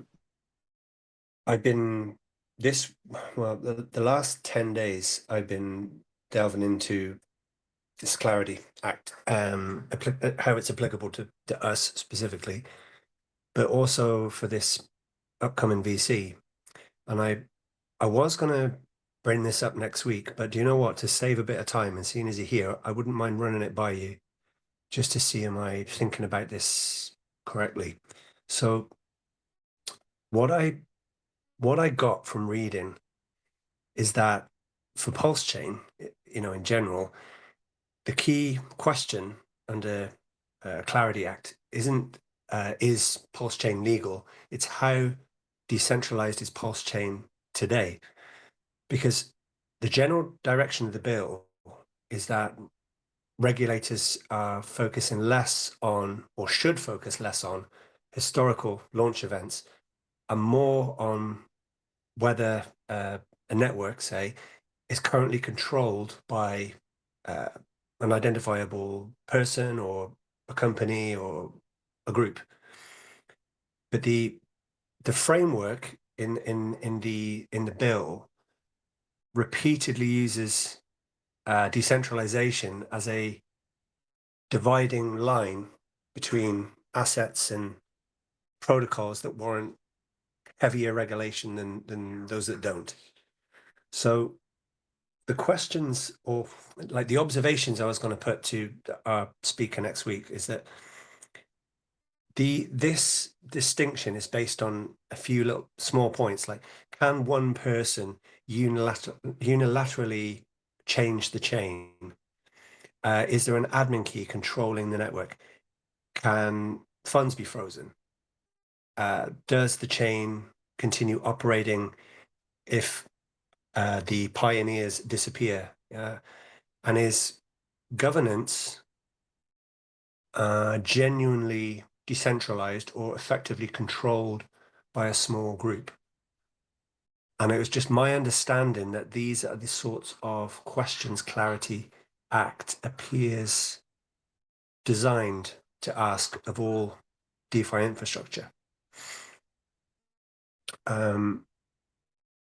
So with all of that in mind, I was going to ask our guest, under Clarity Act, if a blockchain was launched by a highly visible founder, in quotes, but later it operates without admin keys, censorship controls, or like unilateral governance, how much weight is given to the launch history versus PulseChain's present day decentralization? And I feel like with Clarity Act becoming law, I think PulseChain could be looked at as how it's operating now, as opposed to historically. That's my take, but I wonder, can you see my point? Am I making sense? Yeah, you're making perfect sense, mate. That's exactly what it answers, those questions. And that's the edge. That's the edge case. Yeah, that's us, isn't it? That's where we're at. And I think that's what comes back to I'm going to wait for the regulators to shoot themselves in the foot kind of thing. Yeah. Because he's kind of saying, like, let's see what they make of crypto and how they build it, how they enforce it and all that kind of stuff, and then I'll look at what's signed into law and I'll operate based on that. So I think Rich has probably made a few assumptions along the way of how he thinks it will play out, and built based on that He may well knowledge. have plan Alpha, Bravo, and with, Charlie. with that in mind, yeah, almost building in a way where it accommodates whatever scenario plays out. Yeah. This, if this happens, then I'm covered here. If this happens, I'm covered here. And just having scope of all of that.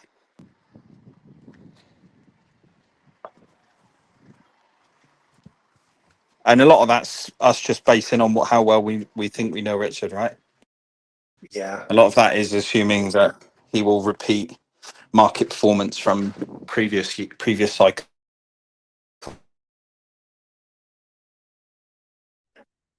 Are you happy to join in next week and sort of co-host with us? It'd be brilliant if you could.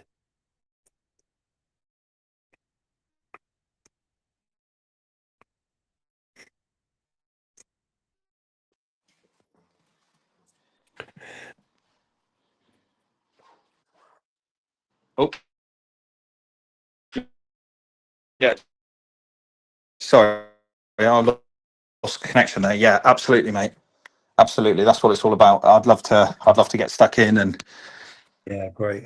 chop it all up with the dude I was saying and learn. to You know, it's all about learning. To be honest, for me. I was saying to Tenor Sands because it's like the end product's going to be something recorded that everyone can refer to, but in different groups as well. It's going to be it needs to be as balanced as possible so that it can reach as many people as possible. Otherwise, I don't know. I just foresaw some. I don't actually know. I'm not sure what I foresaw, but I want it to go like super well because to get this guy's time is like I think it's a bit of a treat because Clarity Act is right there. We're right on the edge of this thing, and it's good to get someone's expertise. So I just figured, like for that, I think I ran this by you, but for that first like 45 minutes, say, I think we could get like the questions that have been submitted, and he's in receipt of them now, and he's going back and forth uh, with colleagues where necessary who are lawyers, and he has his own legal experience and expertise. He has time to digest those questions, get some good, solid feedback, put it into writing, and then we can use that first 45 minutes to ask the questions that people asked and credit them for it. And it would be yourself, Stephen, and myself. I don't think I would even be involved in that 45 minutes. I mean, Stephen's an excellent presenter. That's why I asked him to help out. He's a very balanced presenter and he's great at asking questions. Where at the same time, you're really good at the technical side of this Clarity Act too. You've built such a great bank of information about it, and obviously people really respect you in the chat too. People are going to listen, and you're going to get it that bit further. And we're all balanced, right? We all have a balanced view, and we don't fall out about the yes, it said this or no, it says that. We're all trying to learn, and there's just a nice balance between us. So I think for those first 45 minutes, we'll just keep it the four of us presenting the questions to the guest. He gives our answers, and then immediately we open up the chat for everyone that's listening to have free for all. Ask questions based on what we heard in that first 45 minutes. It might even be 30 minutes. Who knows? It just depends how many questions he chooses to answer. But we're going to get some great feedback. I know that. And that first 45 minutes is going to be a very shareable soundbite to put in other groups. You know, it would be good for outreach. So the less, I mean, I don't mean to. I'm not looking to offend anybody. We all say great things in here, but I would like for it to be as least cluttered as possible with questions that would maybe be better asked after the fact. I don't plan to be asking anything myself until this first part is finished. I hope that lands well with people, but it would just be a good soundbite that first 45 minutes to share around. If anyone has feedback on that, like, don't be afraid to say, because like you all may prefer that it be just open all the way. I'm totally cool with whatever the community thinks, you know.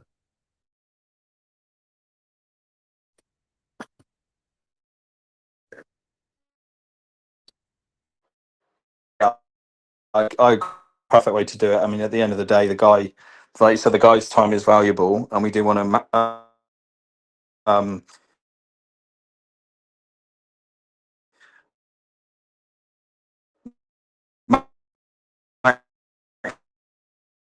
maximize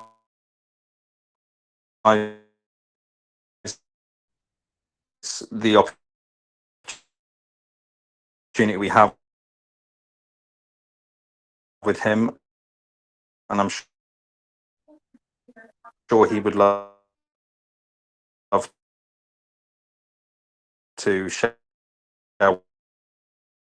what. And once we've got all the information out, out on the table, we can do too if we do control the environment, turn people the wrong way. Your signal's very broken, Doc, but from As the in, adjectives I can oh, pick up, that was a positive. That was a very positive oh, I reply. see. So My well done bad. with Is it. that No, better? Can you that's hear me better. now? Yeah, but all the adjectives were like, Oh, yes, yes. excellent. Yeah, no, I was just saying. I think the 45 minutes to clearly to Yeah, moderate the chat for the first 45 minutes. I think that's the way to go. 100%. yeah, cool, nice one. All right, that's what we'll do. And he might stick around for a good while after. You know, it's the end of his work day, so I think he'll have a bit of time. You know, so we might get the 2 hours. Who knows? It would be cool. Like, Yeah, absolutely. And the more specific the questions. I mean, obviously, I know you've shared some of the questions with me privately. I think they're amazing. I think as big and as complex as the question can get, the better, really, because we can simplify it for everyone anyway. But it's better to go straight to the source of someone who's dealing with it directly, yeah, and then yeah, we can kind of go from there. Because and we can the always, nitty gritty is what we want. yeah, we do, and we can always deliberate over the recording in our own time as well. We can discuss it all again on the next VC and say, hey, remember this question that came up? Well, I've been looking at that and X, Y, Z. It's all food for thought, and it comes from, like, the answers are going to come from a good place, even though they may even be answers that we don't want to hear, or it doesn't matter. It's all coming from a place of experience. So, it's got to be, that's positive, right? It's direction, at least.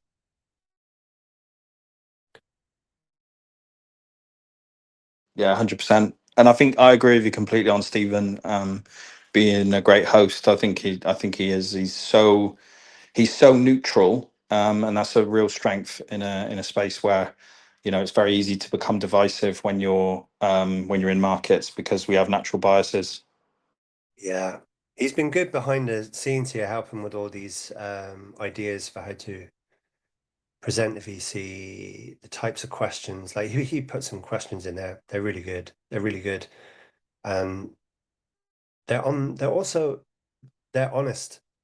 Like, I want clarity to become law like everybody else, but he's got some really good questions from an on the fence position, and they're the tough questions that need to be asked. Like, he's totally respected that, and that's like right on. I like that, and I do like his presenting style. I remember listening to him speak with Bud P, and they were nice conversations to listen to. Pleasant.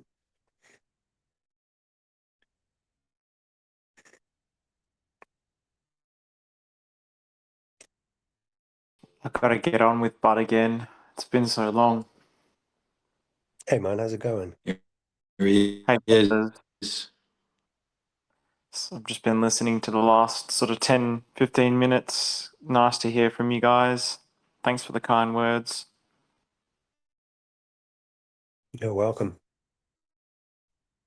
I think it's shaping up to be a good, and I don't know. I don't know. The turning point will be if Clarity Act becomes law, but I think it'd be a good way to crystallize or further crystallize this Clarity Act deliberation we have weekly.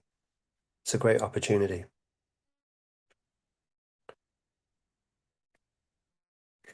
Yeah, it is.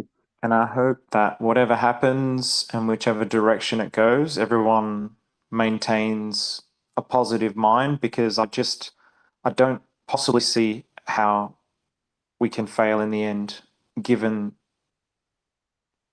the consequences of that. And Yeah. you mentioning Barden, one of my favorite quotes that he says is when he talks about how we've threaded through the eye of a needle, just everything that's happened with PulseChain and all the steps and everything. So something will happen, they'll fumble it in some way, there'll be something in there that we can dance around, and we'll slip through the crack and we'll win in the end. So it might not be this time, it might be this time, but it's going to be sometime for sure.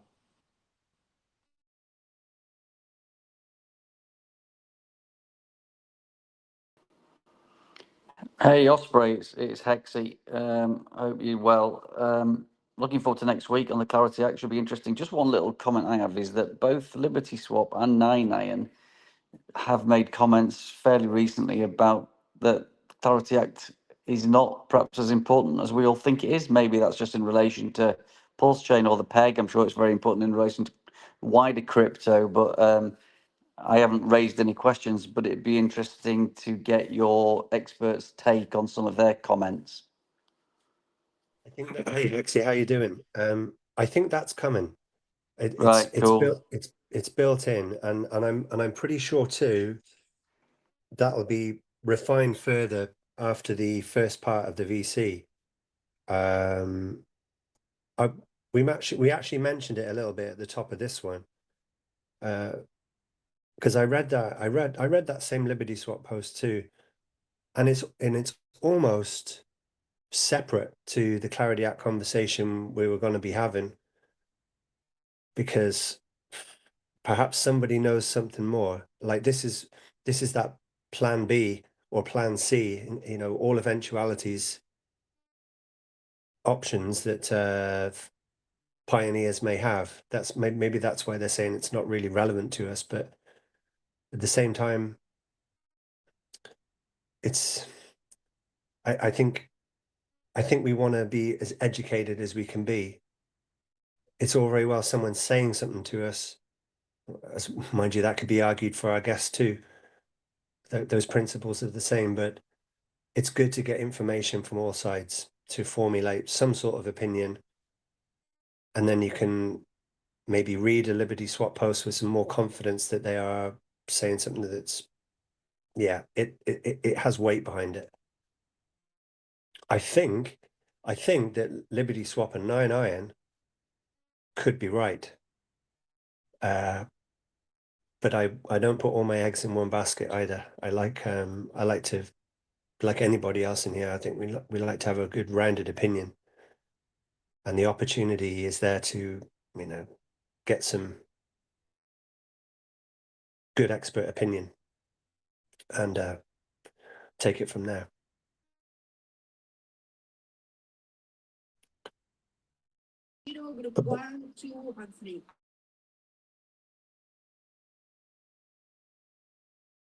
Somebody said something there, but it was very, very quiet.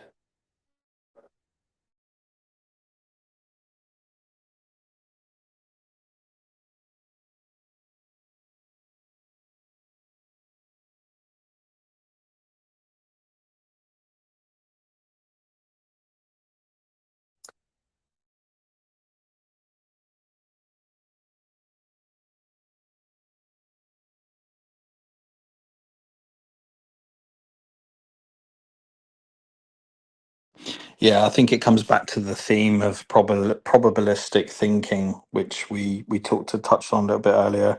I know Stephen's a big one for probabilistic thinking because it eliminates bias, and I'm personally I'm one of the people that, let's just say, like, counter argument to my own thesis. Let's say I still consider that I could be wrong on clarity in terms of PDI. I know I'm not, I know I'm definitely not wrong on the liquidity. So my argument to, I'm again, there is, when I say wrong, I mean, like, you know, when you come to a conclusion, ultimately you're right or wrong, right? But the research is totally fair game to be discussed and debated, and we can come to our own conclusions and along the way and stuff like that. And all I would say, Hexy, on what you said, which I thought you brought up a really good point about 9-9 and Liberty. What I will say is there's a couple of scenarios here. Either A, they're not putting any weight towards it because they don't want to from a game theory perspective. B, they just genuinely believe that it doesn't matter. And then in which case, if it is B, it should really be kind of my only response to that is that's cool, but show us your reasons why. Everybody knows, like, when you're doing your math equations and stuff like that, you still get marked for your workings out. So that's my only comment on it. I don't expect 9-9 to prove to us why the clarity doesn't matter and why Liberty Swap, believe that the Clarity Act doesn't matter. But my argument is, if we're going to put any weight towards those comments, really they do need to provide a reasons why, because we've come up with tons of reasons of why it does matter, if that makes sense. So I currently give it like an 80% chance that 80-90% chance that that's the only thing that I can think of why we're still waiting. Because the counter argument to is, if it's not for clarity, then why have we not pegged yet? You understand? So then the question is, if we haven't pegged yet because let's just say it's clarity doesn't matter, and it's not about the peg, as in, like, technically, then it comes back to, okay, so the argument is what he wants higher prices. If he wants higher prices, maybe that's a fair enough reason. But again, that comes back to clarity, because clarity still carries the liquidity. So what I'm saying is, like, whatever way you want to argue it of why it does or doesn't matter, I can't see any basis of why, like, they would have to prove it. I'm not saying they're wrong. I'm saying that in order for me to update my worldview, I would have to see something of substantial kind of argument to say, no, it doesn't matter, and this is why. Because at the moment, it's kind of like, it's very heavily stacked that clarity matters more than it doesn't, if that makes sense. Yeah, it does make sense. I agree with all of that. Well said. Do you guys have a link for the post that you're referring to?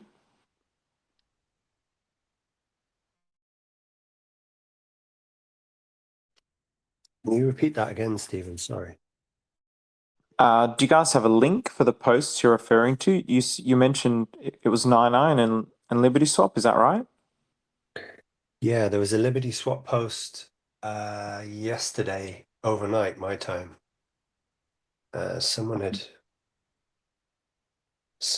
meant. Oh, sure, I'll look it up now. Let's see. I think it might have been a Liberty Swap reply.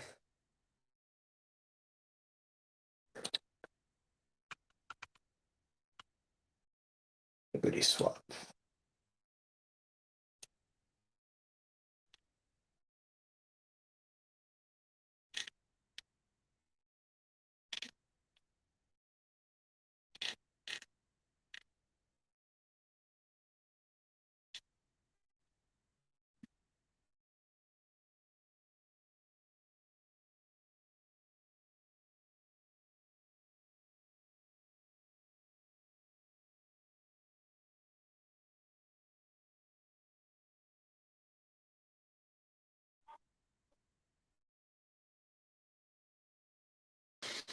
I've got a feeling that the alpha's going to start ramping up these next few weeks. Absolutely.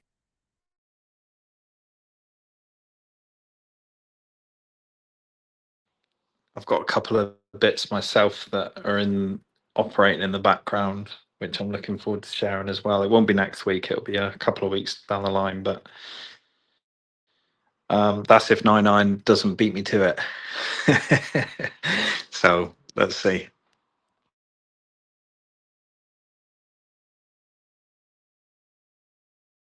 And key, obviously, is always verify, right? You don't want to jump the gun.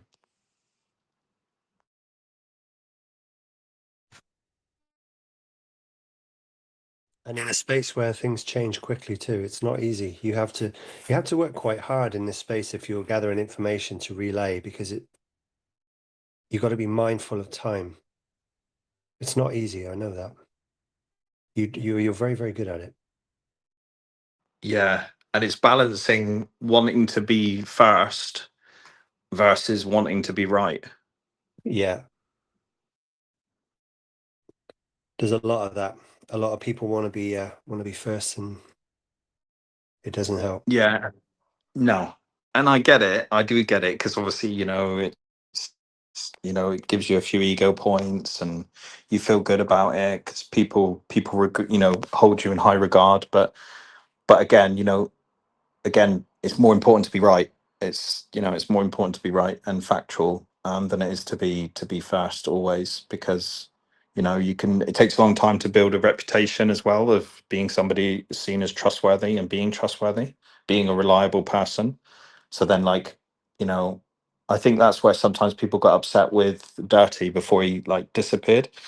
And fair dues to the guy because he did well. He did bring tremendous alpha, but there was a lot of times where sometimes he would jump the gun and he'd post quickly, and people sometimes it'd be like he just wanted to be first at all costs, and that's something that I've always personally tried to avoid, because you don't want to lead people down the wrong route, because people will hold you accountable regardless of whether no matter how many disclaimers we put on websites. I mean, look how much stick Richard's getting, and he's not even in control of the market. And he's getting hammered, day in, day out. But fortunately, he's a man that can handle that kind of heat. But yeah, it's just the nature of the beast. Just Yeah. being smart about it, making smart choices. Stephen, I And just sent you the sorry, Peggy. I just sent Stephen the link to Liberty Swap's Clarity Act theme post. I'll drop it in the message in this chat too, actually, because some people might not have caught that. Oh, I was thank just you. nice one. There it is. Yeah.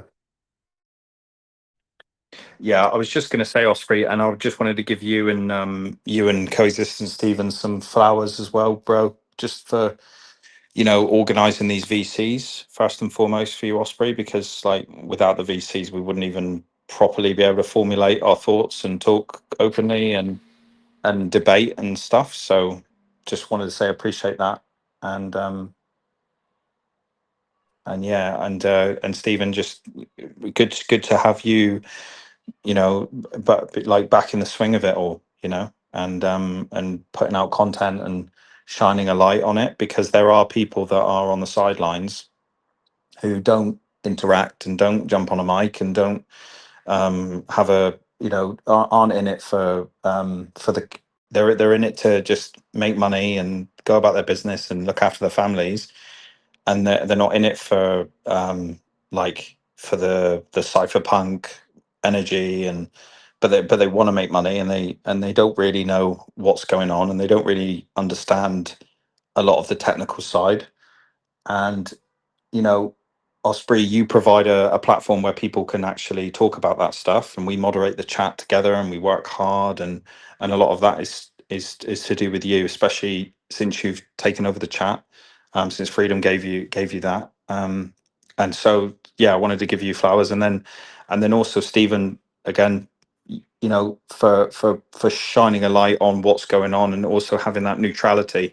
Me and Osprey were talking about it earlier. I don't know if you caught it, but we appreciate how neutral you are, and it is a strength in a space where people very quickly become divisive over. And I said it earlier, that over their own biases. So keep doing what you're doing. Thanks, man. And I appreciate that. It's definitely been one of the hardest things to do, I have to say, in crypto, to be neutral. yeah, it's not easy. You know, I think this kind of goes back into your other point about the whole being first and being right. This was the premise of doing VCs in the first place, because it dampens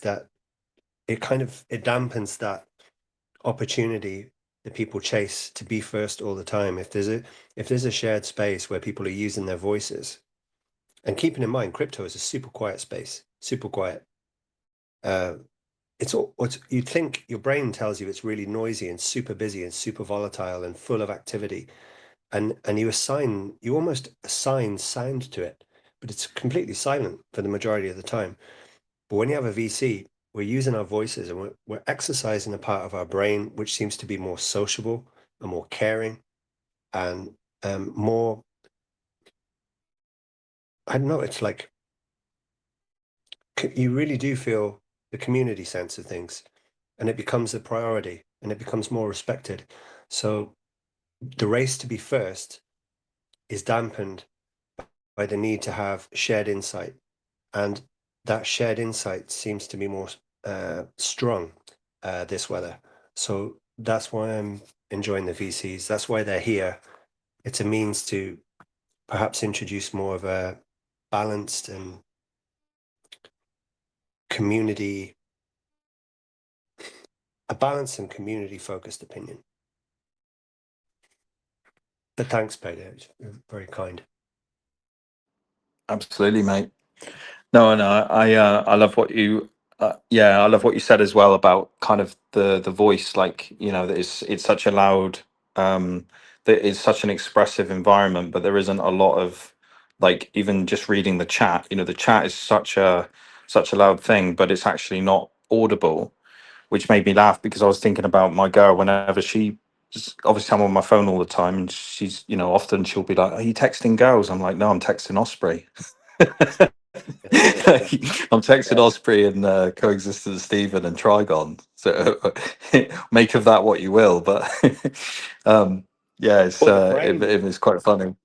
The brain will, over a period of time, like we've been here a long time, and you begin to assign in your mind, you assign voices to people you've never even heard their voice. You assign an image in your head of who they are.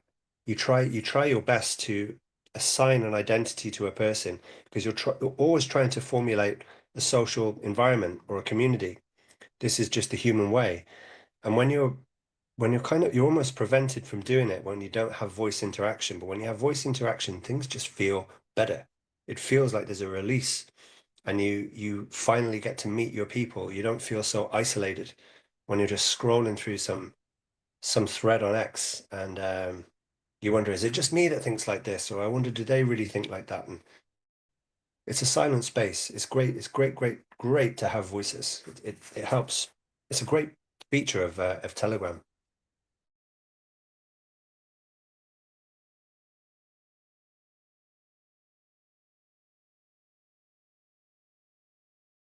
Absolutely. And I think that's another reason. I mean, Stephen, you'd probably be able to weigh in on this.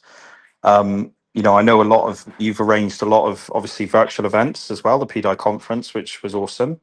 And you've also done in-person events as well, haven't you? And you've attended in-person events specifically in Australia for around crypto. Would you be able to tell us a little bit more about that, bro, and what your experience was? Because I think that's I haven't been to a crypto event physically, but I'm really looking forward to the first one I attend, because presumably we're going to be higher prices and yeah. But yeah, if you could speak, what do you reckon, mate? Oh man, yeah, that's honestly where a huge part of my passion comes from for this space. Actually, it, yeah, I think. I mean, I've attended a couple, and one of them was more of a meet and greet, party time, kind of at a pub, connecting, having fun. Um, the objective there really was just to connect and have fun.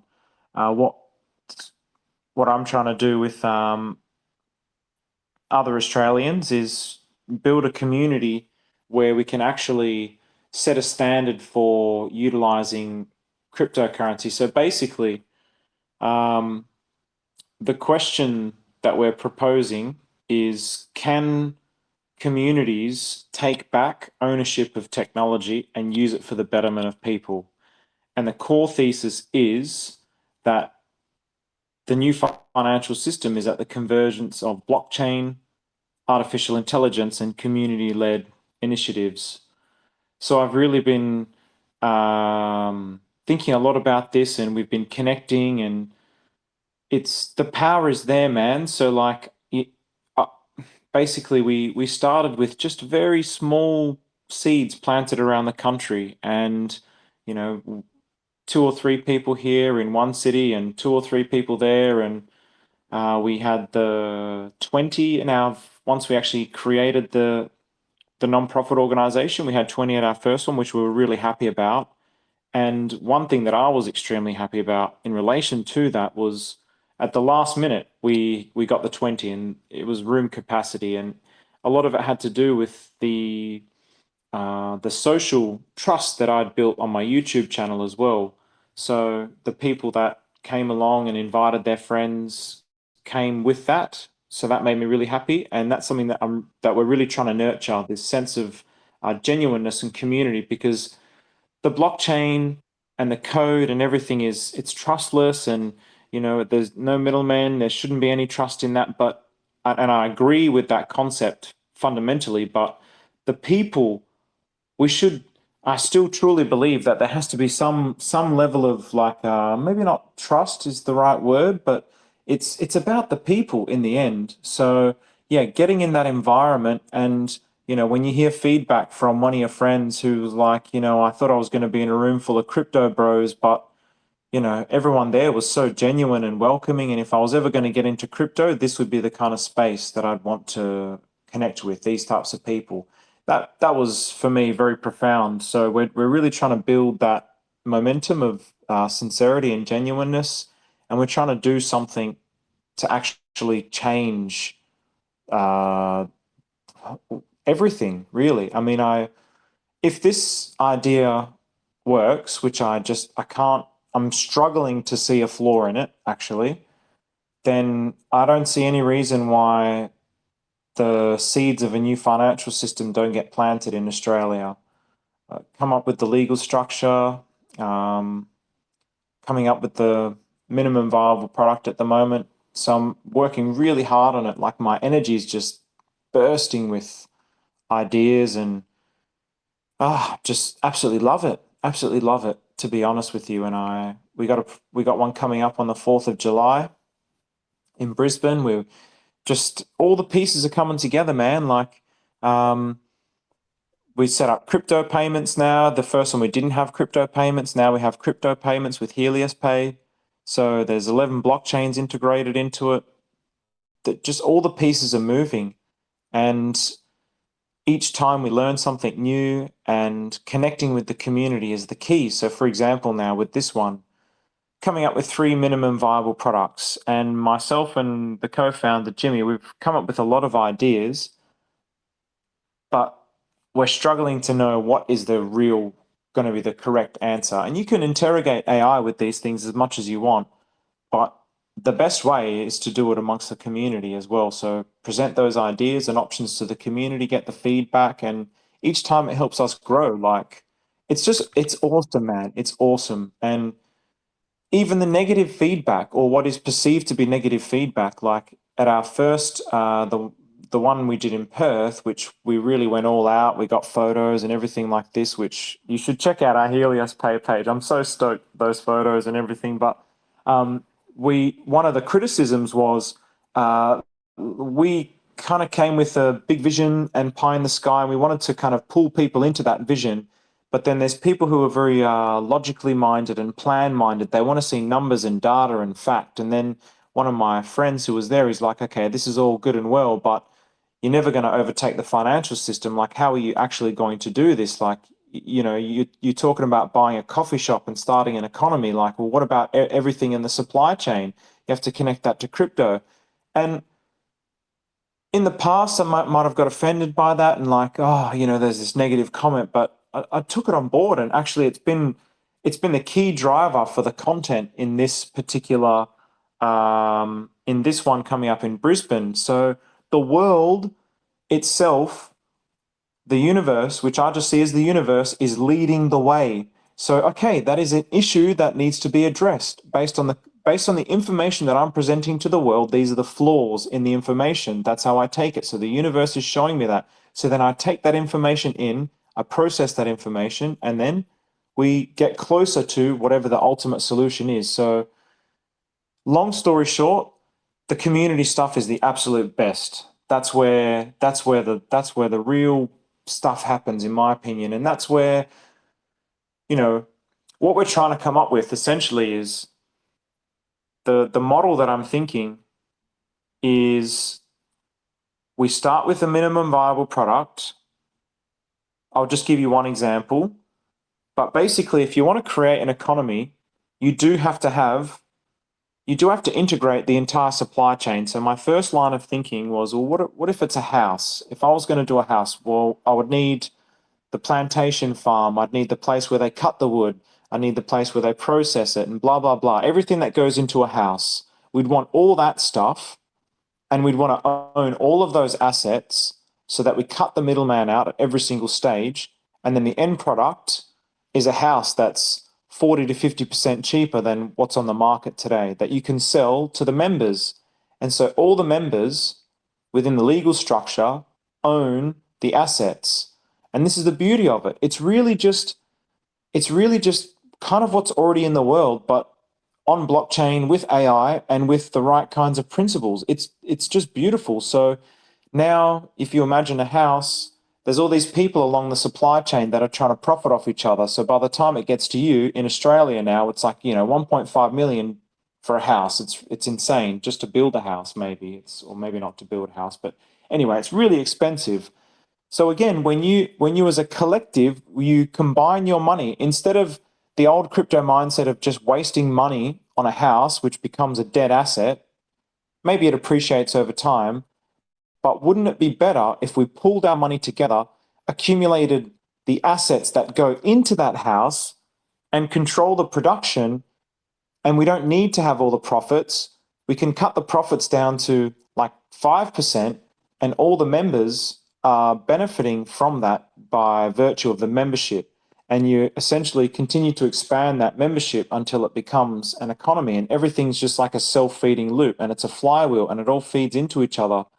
So it seems to me like the core of the thesis and the idea is in the right direction, and now it's kind of like just crystallizing just bit by bit by bit by bit. So it's kind of a long-winded answer, and I'm sorry because I've been working extremely hard on this for the last 3 days, and it's just been like pouring out of me. So I'm full of this energy for it. So yeah, like even the incentive structures, man, the incentive structures have to change. Like even trying to, some of the things that I've been thinking through with Claude, for example, the incentive structures of the current financial system is self-centered. That's not to say self-centered in a negative way. It's literally just a matter of fact. It's just the way that it is.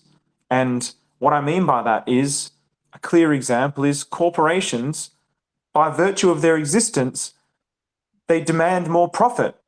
So when you continuously demand more profit and you're legally obliged to make more profit for your shareholders, what does that do? Like just logically, you just look at that and it creates the ballooning wealth gap. It's not a mystery. It's not magic. It's like it's obvious. It's embedded into the incentive structure. So the whole incentive structure is just totally flawed. So the incentive structure is one of taking in this current system. It's one of extraction in this current system. So the new system has to be one of giving, has to be one of selflessness, and it has to be one where people realize through the logic of the system that what I give to the system actually gives back to me. Whereas now it's the reverse. What I take from the system, I take for me and my family and fuck everybody else. It's the complete wrong way to live. It's the complete opposite way of living. The true way to live, the right way to live, is to realize that everybody is one. And then if we all work together, we can win together. And I say these things and people think it's just kumbaya and all this kind of bullshit. But it's actually just fucking the logic of the universe. It's actually the logic of nature. But people don't realize that because they're so steeped in their self-centeredness and their greed. They don't even realize that that's what nature is. Nature just gives. The tree doesn't demand anything from the soil. The bird doesn't ask permission to eat the worm. Nature just gives. But humans just take, and that's the problem. And so the new economic system needs to be one that's giving. And yeah, I'm kind of ranting a little bit now, but really just kind of nutting out these ideas with AI has just been so much fun. And yeah, the community's where it's at, man. That's right, Stevie. Preach.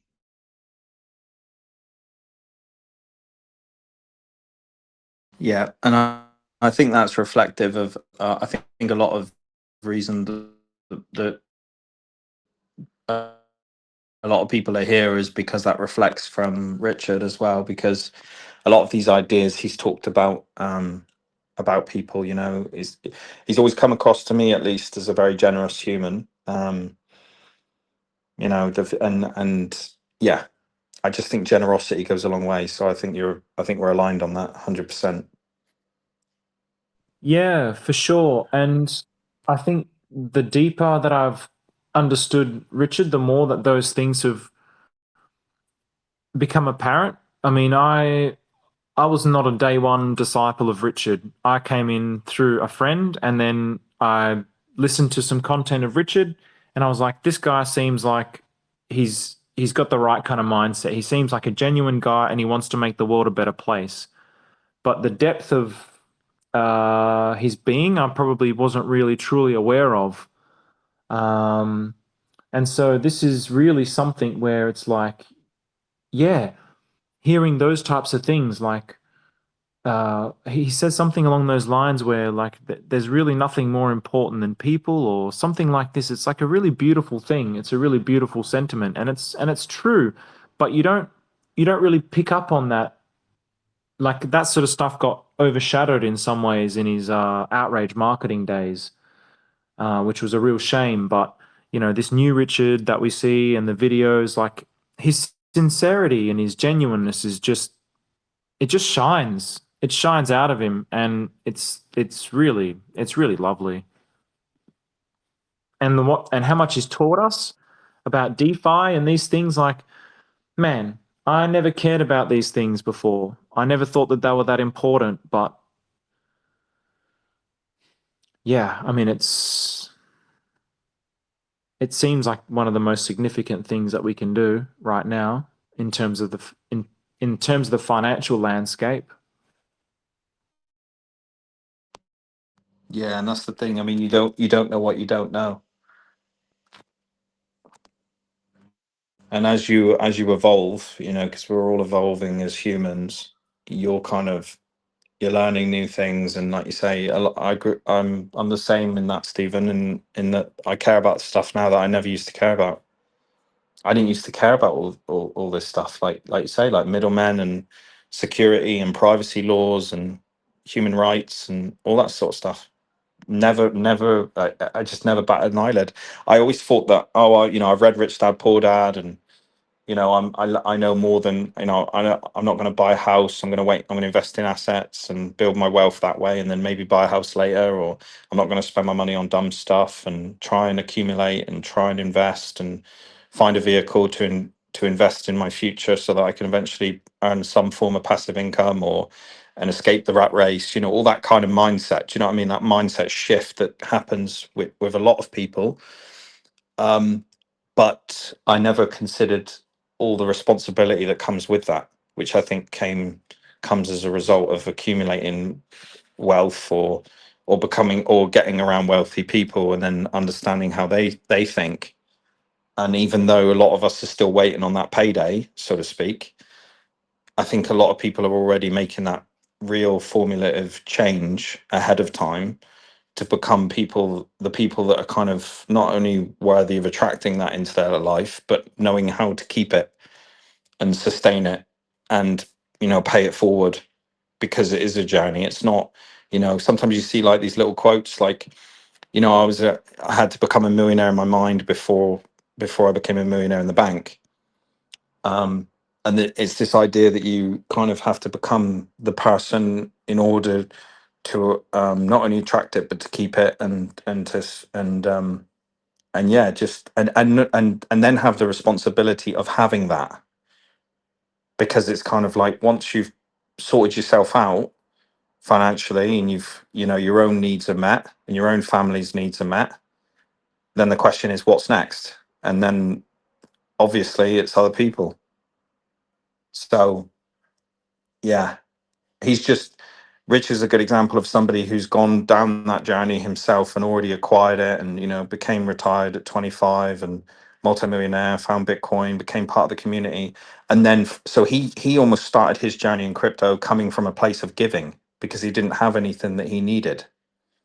And it's a very interesting dynamic when you're coming from a place of, like, you're not trying to gain anything from anyone else. So I loved what you said, Stephen, about human beings wanting to take. And don't get me wrong, there is greed. Like, some people just have greed in them. So we've all got we've all got that feeling at certain times. That's why it's called the fear and greed index, right? Because it happens in markets and it shows up and manifests on the charts. But you can also control it, and also every person has their own limit.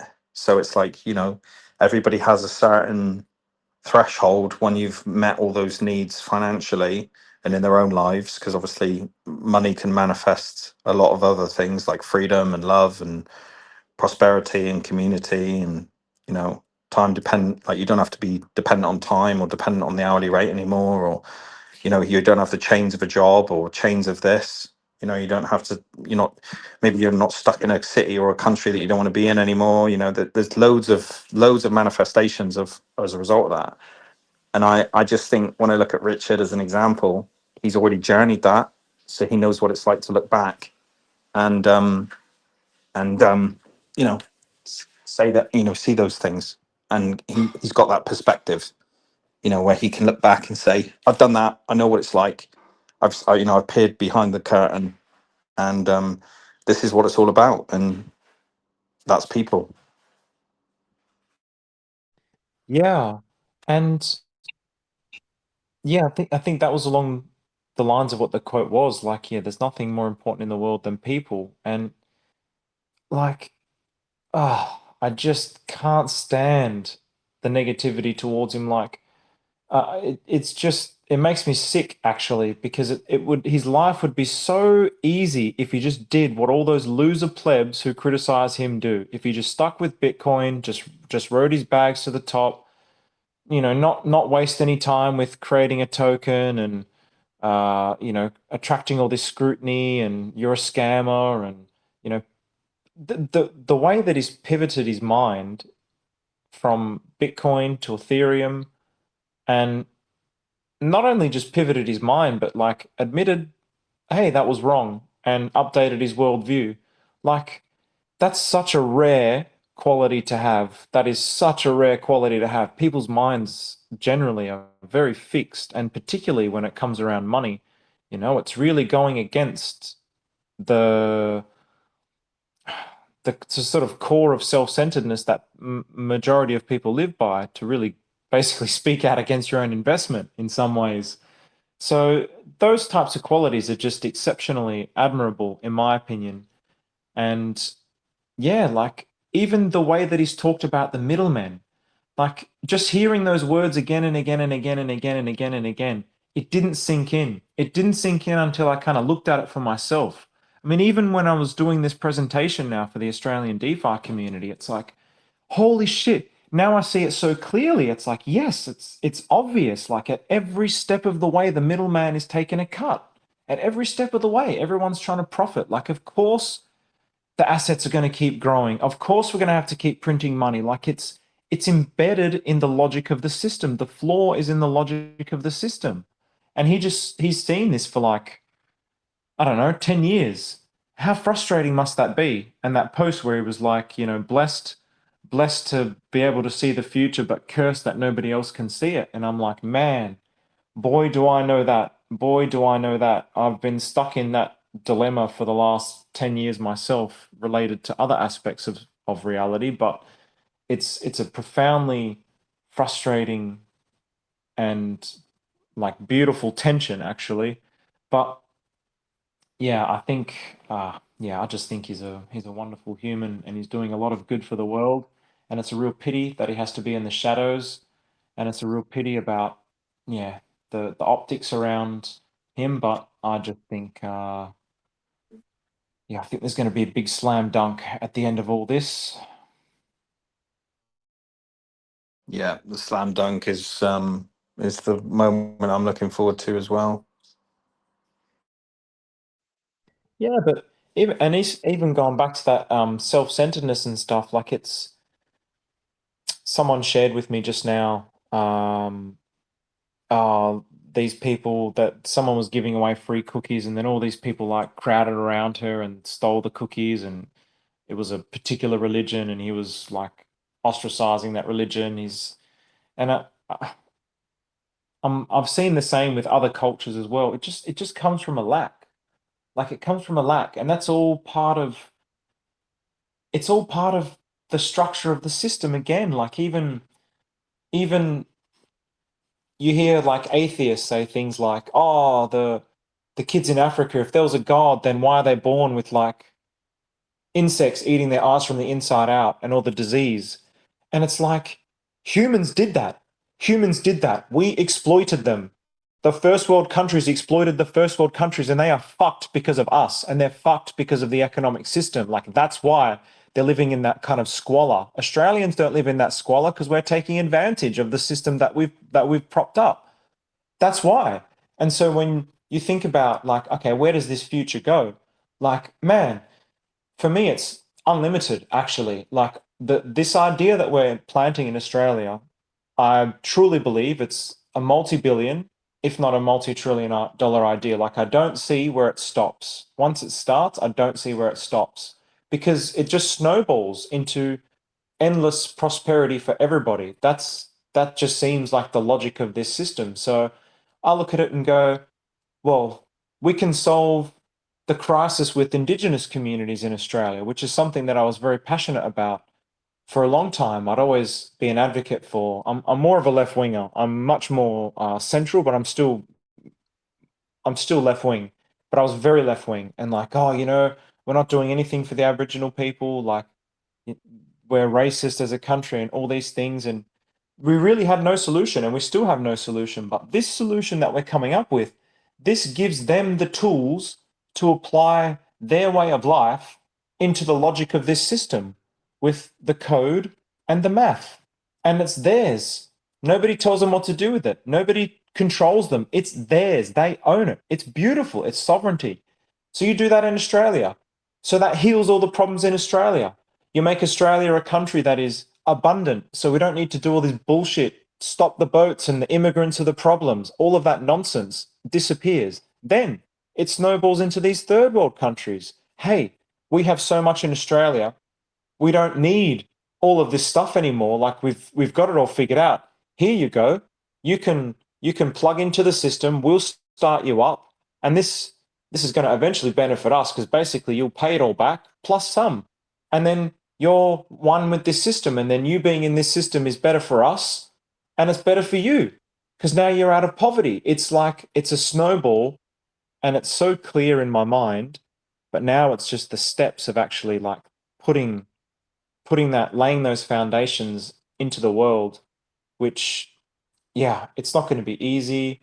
There's going to be lots of pitfalls. And like even today when I was doing it, what was super clear on Sunday ends up sort of dissolving a little bit today. And but then what about this problem and that problem? And I thought it was really right, but then maybe I was wrong. And then those kind of thoughts start coming up, but you just ignore it and you just keep moving forward. You get rid of those thoughts, you keep moving forward, and the solution will eventually present itself like it always does, particularly if you're on the right side of history and you're flowing with the world in the direction of the world. And as far as I'm concerned, like, I heard the earlier conversation about the amount of money that's going to come into crypto.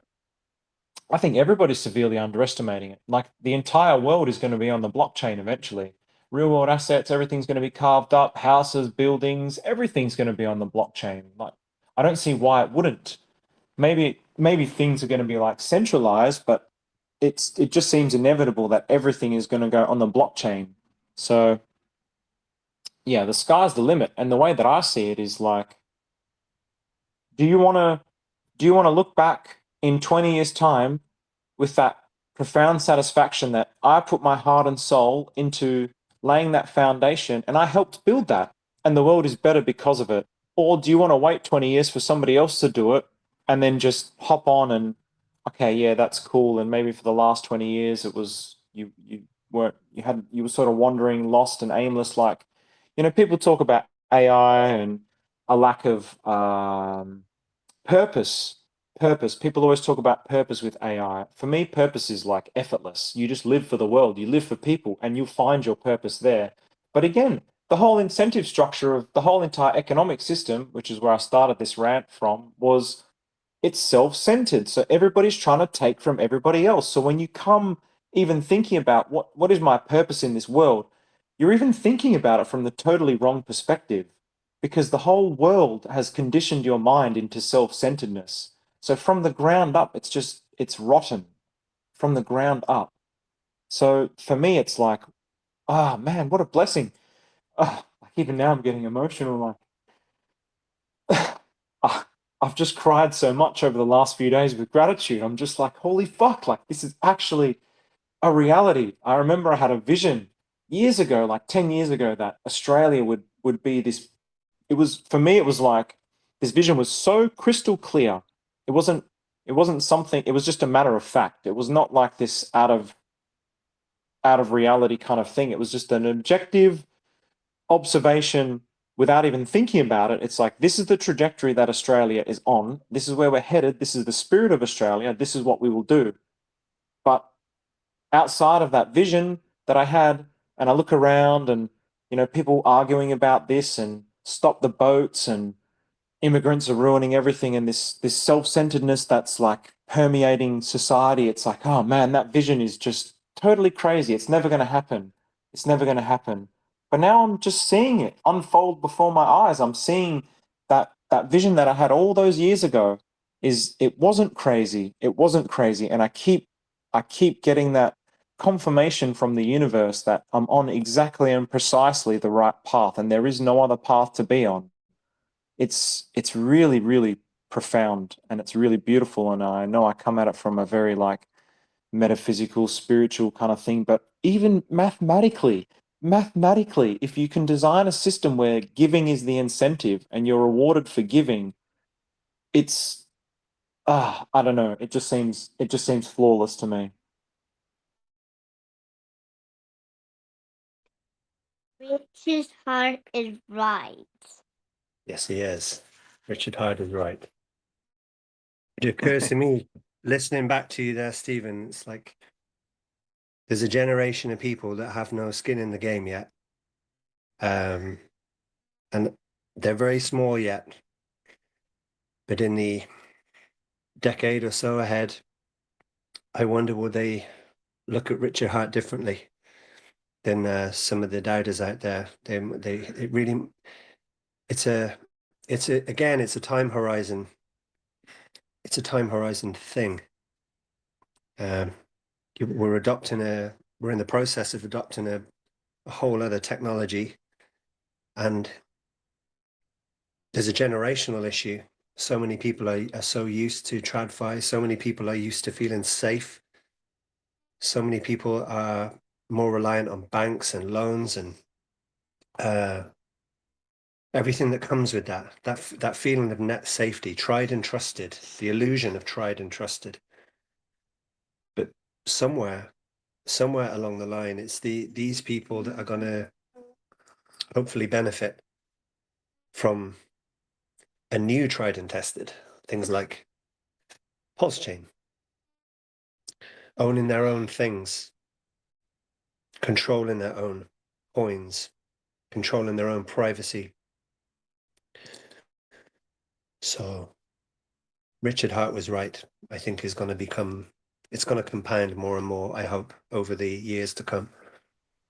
Oh, without a shadow of a doubt, as far as I'm concerned, 100%. Say it with me. Yeah.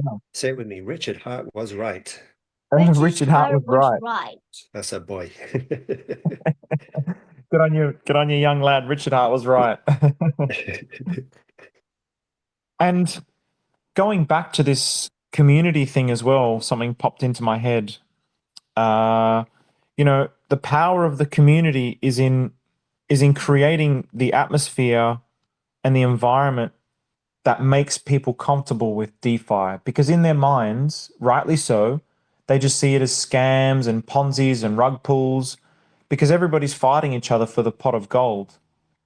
Whereas if you can bring them into a community and show them that that trash shit over there, which basically 99.9% of cryptocurrency is talking about, that's all fucking garbage. We're not even talking about that. We're not even concerned or interested in that, even in the slightest.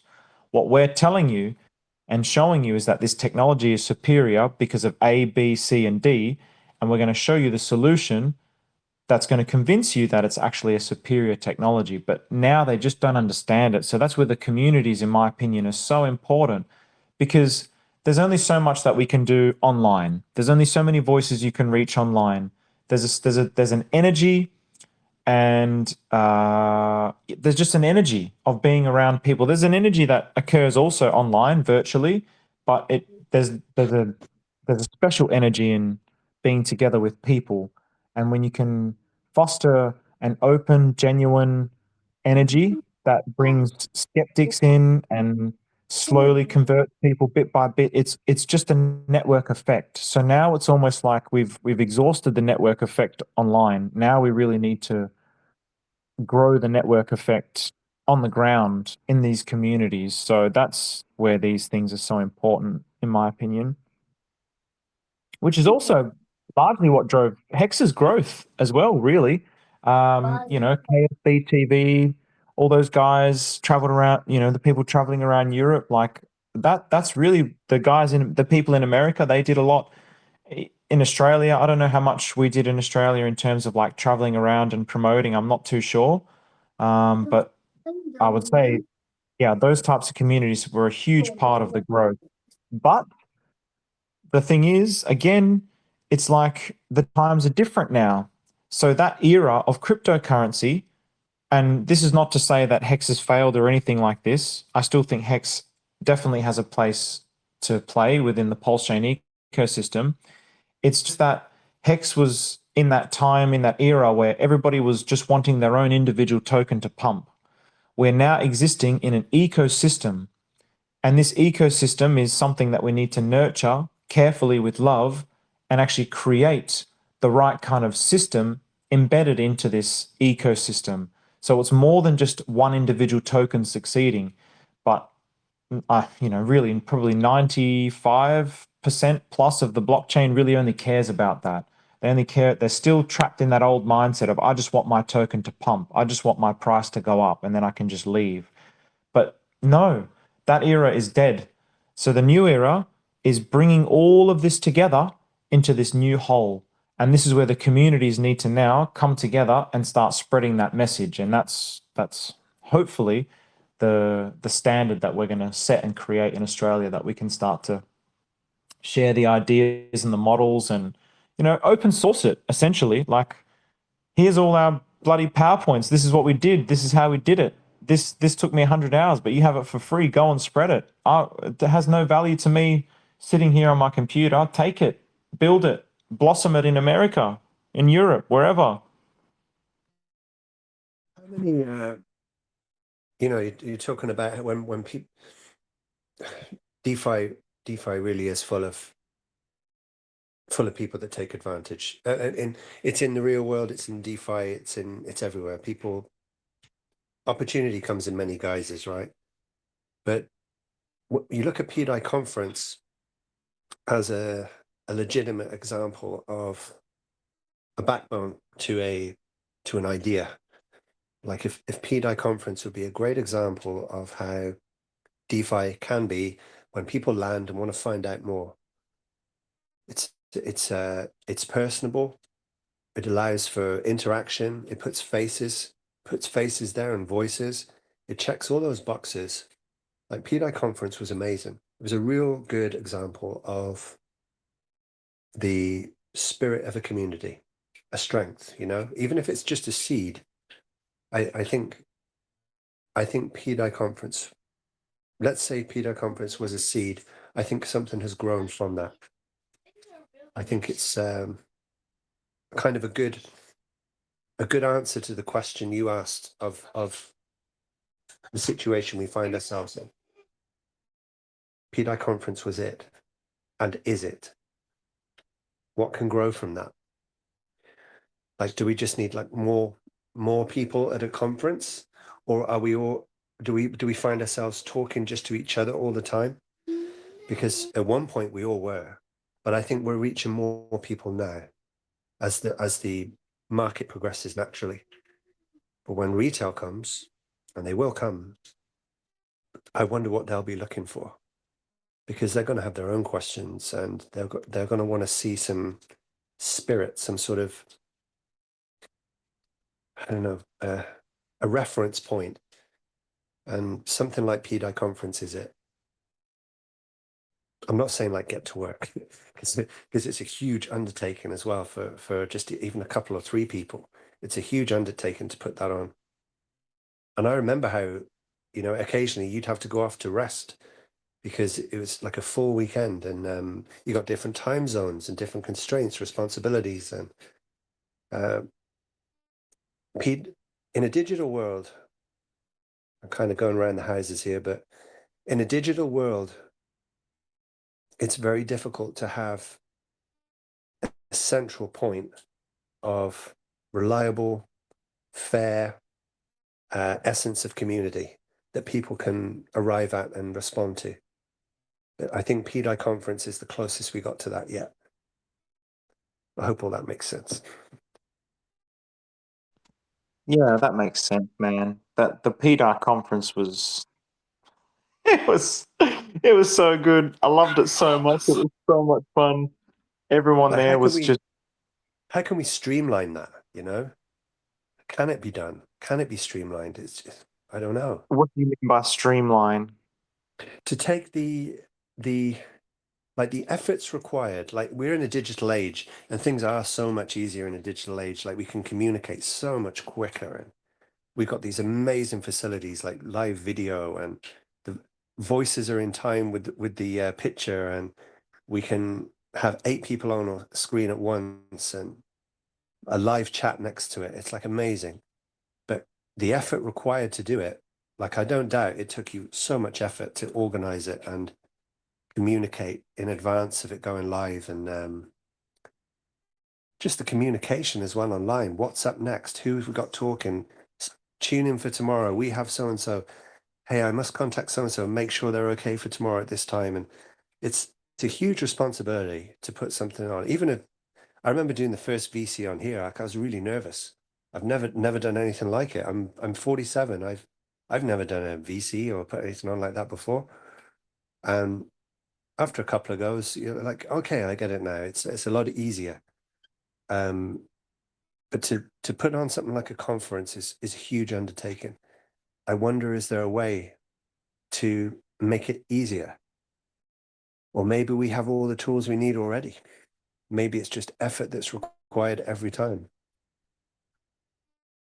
I think there's possibly ways that you could certainly leverage artificial intelligence to do some of those tasks, but Yeah. I think in the end, the richness of it comes from the contributions from everywhere. So, yes, honestly speaking, that was I worked extremely hard for that, but Yeah. I was just full of energy and I loved it. I loved it and I couldn't stop. So I Yeah. didn't sleep, and I'd sleep for just a few hours.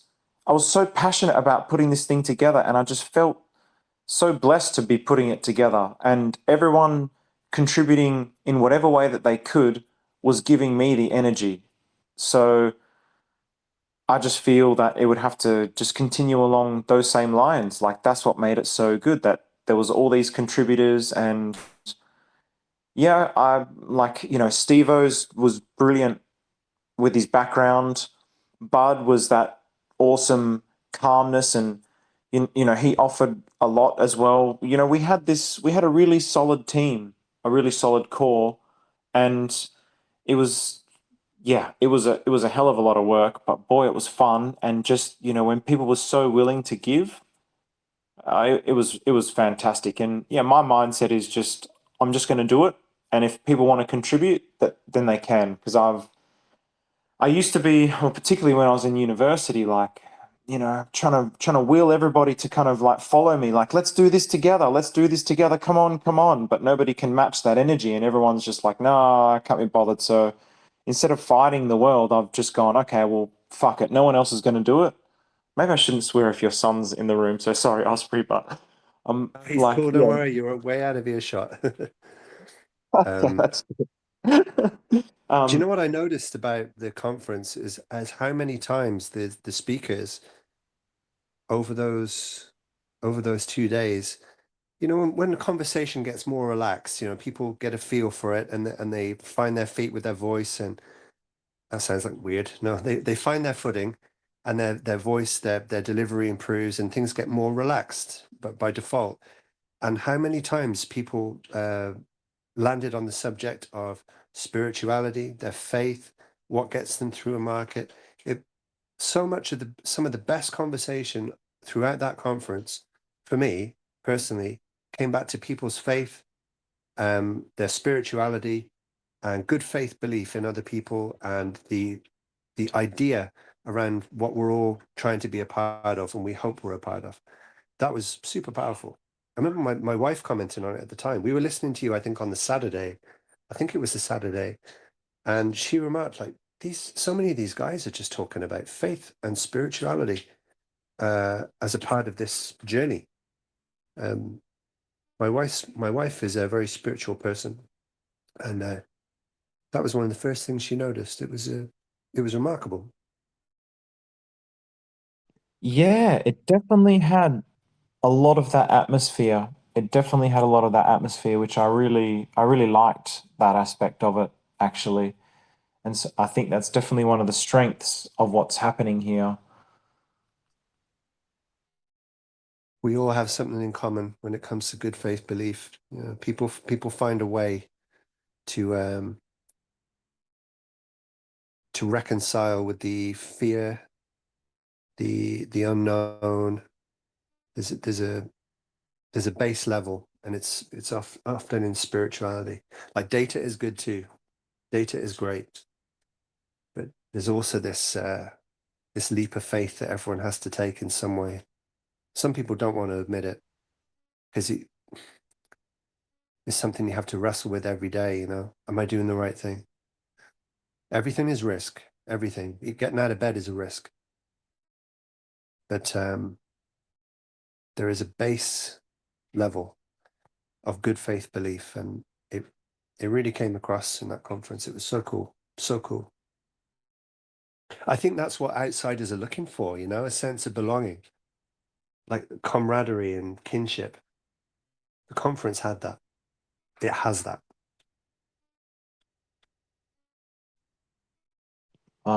Yeah, I think it did too. I think definitely the community, we fostered that incredibly, and I think we need to continue with that kind of energy as well. We need to bring that energy into the world because there's an optimism there as well. There's a faith and an optimism for a better world. It's not a surrendering to well, surrender's not the right word. It's not a like giving up. People just give up. I've got a friend who used to be in crypto. He's like, oh, then I realized the big corporations are never going to let us do this. So I just started investing in shares. And I was like, I guess I don't blame him. Why just have a simple life, just invest in the shares and buy Bitcoin and whatever.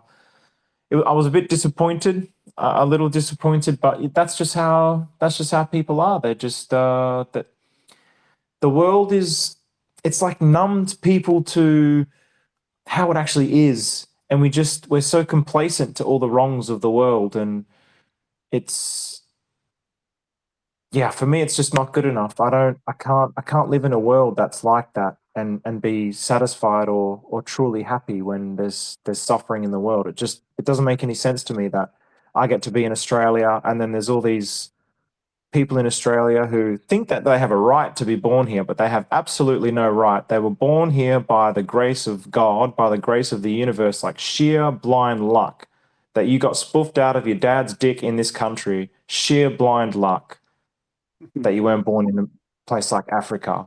And people talk about it like it's a right. It makes me fucking sick to my stomach, absolutely fucking sick. all these immigrants and meh, meh, meh, meh, meh. You have no right to be in this country, none whatsoever. There is zero gratitude. It makes me sick. Yeah, we put a lot of constraints on things to suit ourselves, individually and collectively. It's just, it's the human way. It's a miracle. It's a miracle to be alive. Some people don't make it 5 minutes, you know. I'm grateful for every birthday. Exactly. And another thing, you know, I've said this before, but just the name of the chain alone, like in tandem with all this base level good faith belief, like the chain is literally called PulseChain. It's the most human sounding name for a network in crypto. Like everything else is so data driven and gains driven. Every other chain, it just has their names don't even compare. PulseChain. It's the most human sounding chain of the lot. It's excellent. It's a winning name because it's so honest. It's alive. A pulse is alive. A pulse is life. The pulse that changed the world. Yeah. Yeah. I'm very I think we're all very excited to be here, you know. But we're all journeying together.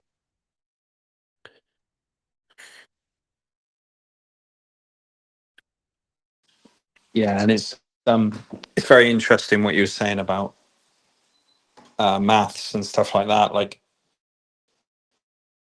personally, I can see the difference. Sorry, I can see the connection, like the difference, because it's important to define the difference between, you know, mathematics and science. And, you know, like for example, when you go to school and you know, as young people sort of starting their life, their education, you know, whatever you think about public schooling, you know, that's not really what I'm talking about. I'm just saying that, you know, whether they break it down into basic subjects, right, which is, you know, creating boundaries across these subjects, being maths, science, religion, sports, IT, you know, whatever they are. But as you get older and you make those connections in your own right, you realize that, you know, there is no science without mathematics, right?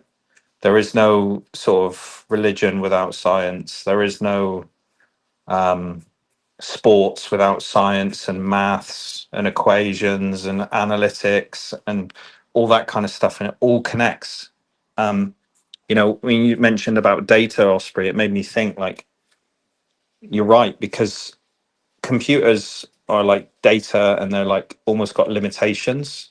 But I also find it interesting that, you know, you've got X amount of trillion cells in the human body that's all communicating with each other in different subsections and little ecosystems that all communicate with your brain and your heart and your liver and your kidneys and keeps you alive. And that is like almost like a computer, like a supercomputer that's happening. Like your brain is like a supercomputer, and you're almost like there's like a spirit self. And I love that you guys touched on that, because I've noticed that. I think the part of me is a part of me. I've probably never said this, but as much as I love the data and the maths and the IT side of it and everything like that, and the computer science, I'm a very spiritual person, like in like IRL, like very spiritual. And but I just don't talk about it, because I've got to a point in my life where I don't really talk about it, because you can only meet people where they've met themselves. And what I like about with Stephen, for example, is like I've watched a lot of his streams and stuff, and a lot of the stuff that he talks about is spirit and spirituality. And I see the connections. I can see the connections in myself and him and other people that I follow. And there's a pattern. There's always a pattern that spirituality and evolution, whether you're an atheist or you believe in God, whatever your faith is, you know, whatever your sort of, you know, whatever you believe, they can all be connected. Like they can all be connected in some ways. They've all got fundamental laws that kind of govern You know, I heard one guy say one time, which I thought was really interesting, was that like there's almost like a single formula or single algorithmic formula that governs the entire fiber of the universe. And it's like this idea that there's like one thing that can travel through all things. You know, sometimes scientists say that's cell, right? Like that's the cellular level, like the molecular level that's in all things on this planet, and even the fiber of the universe. And like what I'm saying is, you can connect them to markets, because markets are, you know, the fact that we talked earlier about computational fluid dynamics. I mean, think about what that actually means. It's talking about computational, which is computers, fluid meaning like it can flow like forward and back, and then dynamics, which is the relationship that has with other things within it. So it's like when you start really deep diving all this kind of these complex things, and of course it takes time, and we've got our lives and we've got our bills to pay, and we've got to get, you know, we've got to get ourselves up in the morning and have a good attitude and go to work and get our money and whatever. We've got to deal with our kids and our problems and all that sort of stuff. I'm not saying that. I'm not saying that, you know, that those things don't exist. But if you make the time to educate yourself and learn about new things, it opens up your mind. And when you open up your mind, new things happen, because you're making space for new things to come into your universe and to come into your life.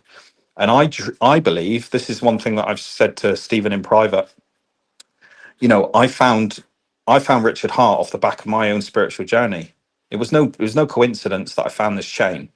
And it's no coincidence that I've become obsessed with the chain and with PDI and with these things, because it's all one and the same. And the idea that there is a journey, I think we do lose sight of that. You know, of course you make decisions. Of course you know, if you subscribe to the idea that you've got free will, like I believe that I do have free will.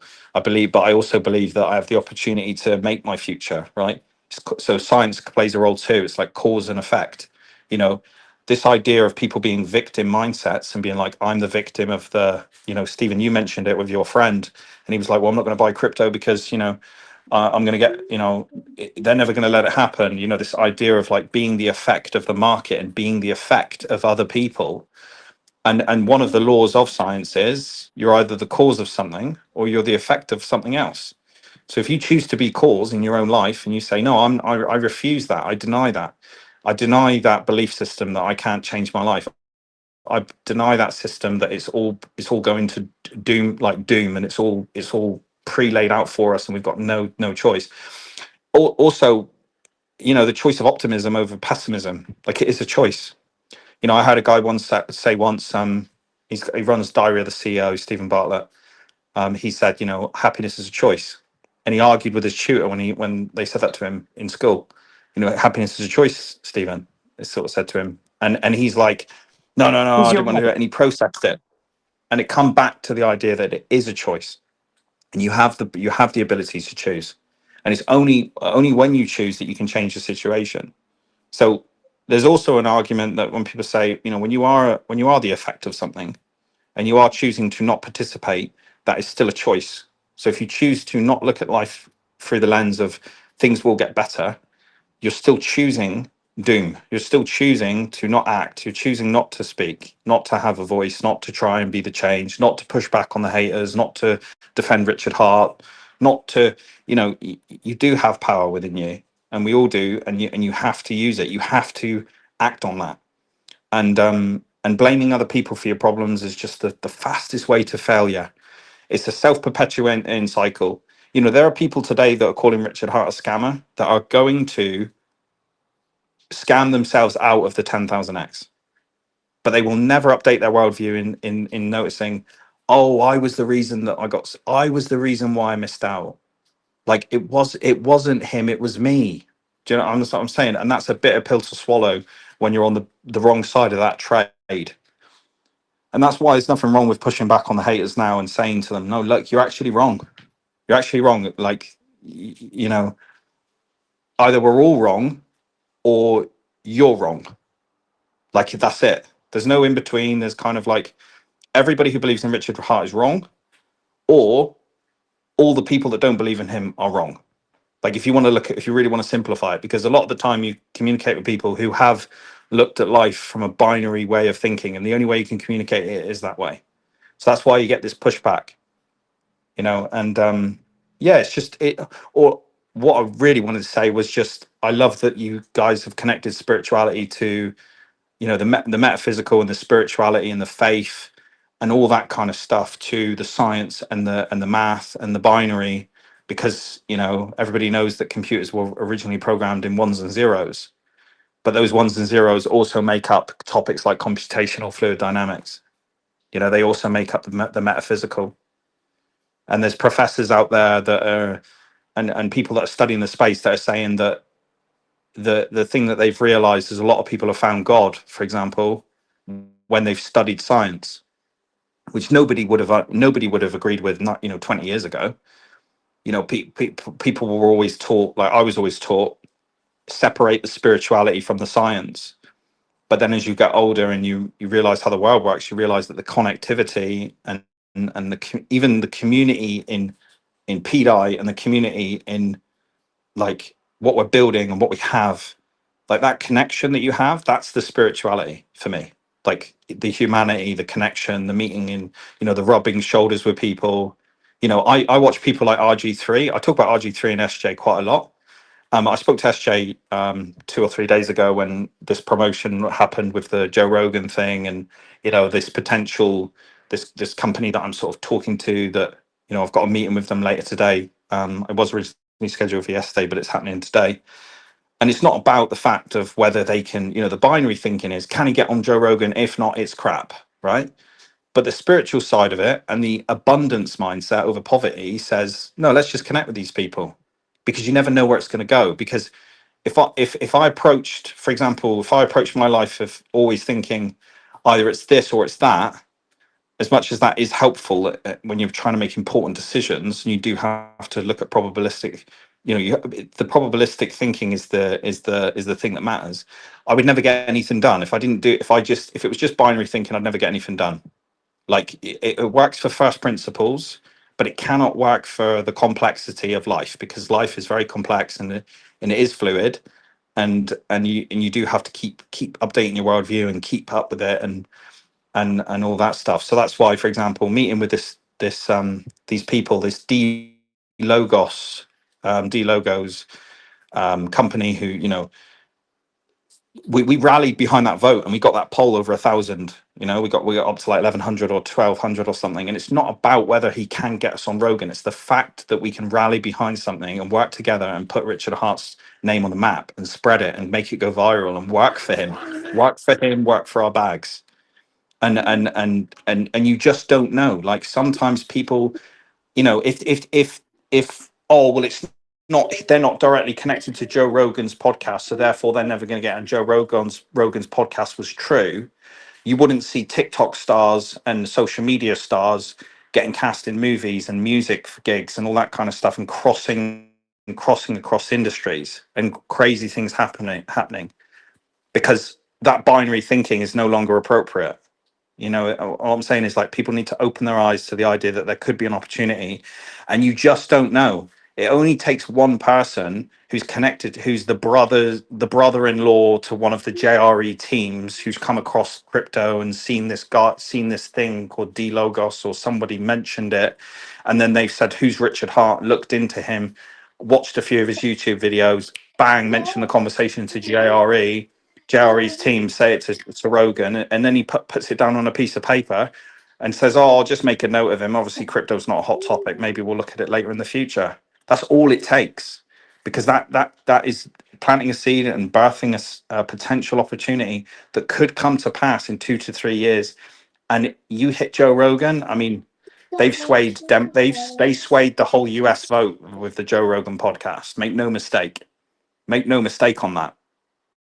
So the idea of, like, how are we going to jump? How are we going to go from where we are right now to landing a Joe Rogan podcast is the wrong question to be asking.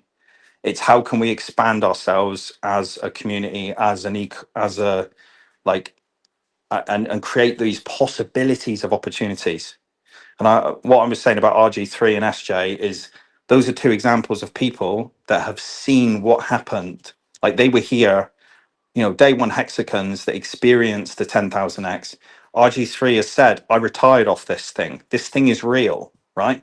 These two people, and there's they're not the only two people. They're the only two people that I've followed for a long period of time. So there's many people involved. But they're working every day for free, volunteering, packaging and packing all day. I don't know if you guys anybody here has ever done a packing job, but it's one of the hardest jobs you can do because it is so monotonous and it is so repetitive and so like it's so boring. I'll be real with you, it's so boring. But because they're friends and stuff like that, they can obviously, it takes the edge off it. But the fact is, those people are working for free for our bags, for Richard Hart, for our ecosystem, day in, day out, day in, day out. That is coming from a place of abundance. They're not thinking about. Of course, you could say, well, it's all right for RG3. He's retired from it. It's like, no, you're missing the point. If you've got your bills paid for and everything's good, we don't know his financial situations. Nobody does. But the point is, even if he was retired, which he said he has, and he's got this time, he's still choosing to use the available time that he's got to promote and work for your bags. And that is the argument that I say to these haters, like the people that are just counting out, and they're coming from this poverty mindset.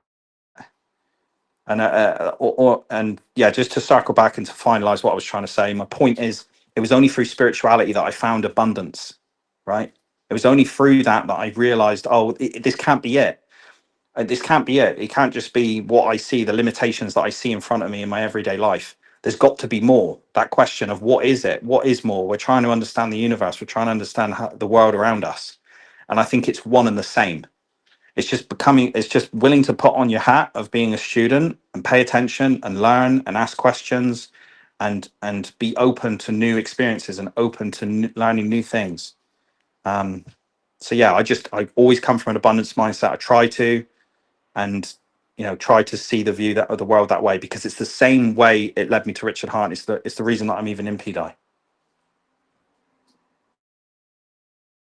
Yeah, man, there's definitely something to be said on that. It's of all the communities in crypto, this community seems to have attracted more of that type of minded person. And that's, I was talking about those things actually from the start of my channel. And even when you were saying, when you do something here and then you just never know.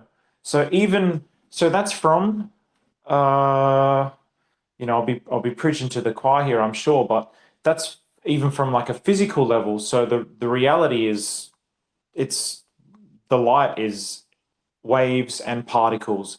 And for me, it's so clear, like, particularly in my meditation center. I shouldn't say mine because it's not mine, it's our meditation center. But with this meditation center, I believe that this meditation is very much the source of truth. So if it's the source of truth, then anything that happens around it prospers.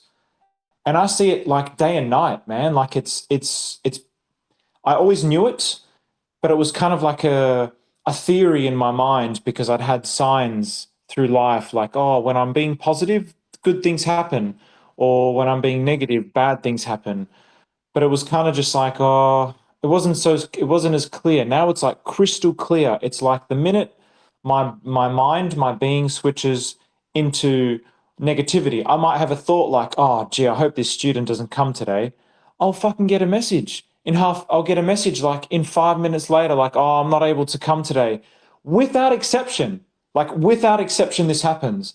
But if my mind is like, I can't wait for people to come, then the phone starts ringing and I'm getting people calling for free introductions. It's like it's like a light switch that goes on and off. And it's like, it's waves. It's waves. You're putting the energy out there and the energy is responding back to you. And then it comes to you, and we think we can only see it with our eyes, nose, mouth, and ears, but it's the waves, man. It's yeah.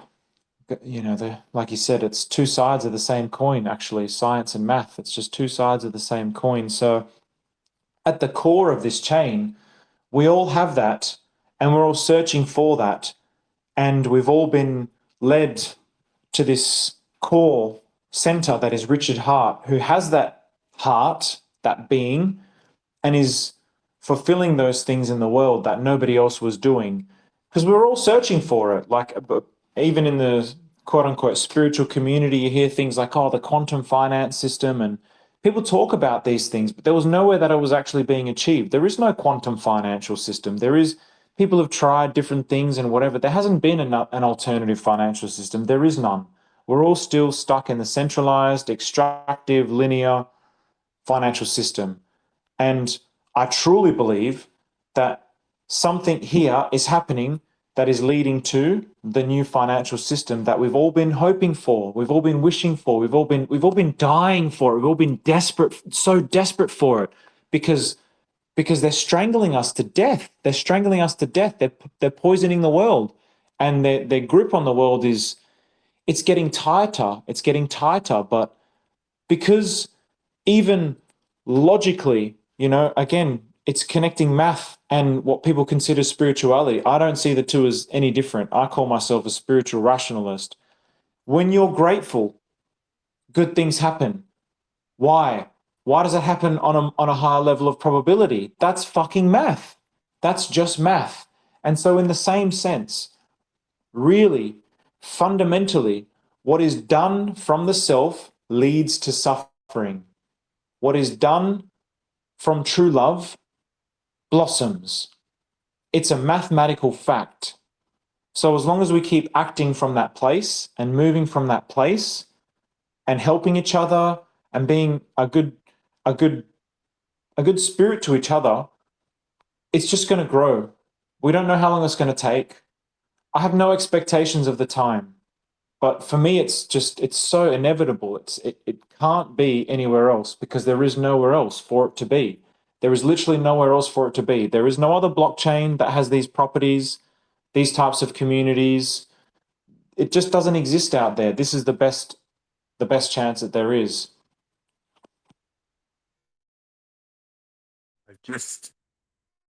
I've just stopped the recording exactly when you finished that statement, because to me, it's the perfect way to end this VC. I could not agree with you more. Brilliantly said, Stephen. We've gone 3.5 hours. So what I might do is, if it's cool by everybody, we'll wind it up here, and I'll send you the MP3 of the full recording of this VC, Steve, for your channel and records. If you want to, you do your own uploads and things as well, I think. So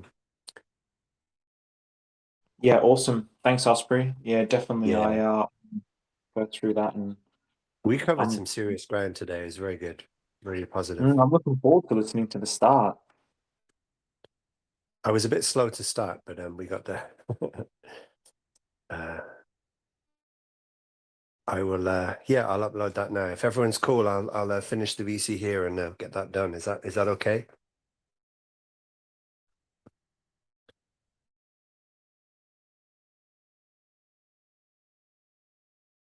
Cool. Yeah, we'll catch you next week. Stephen and Doc, we'll be in touch anyway in the interim. But yeah, thanks ever so much to everybody who joined in and listened and took part. Excellent. Take care, everyone.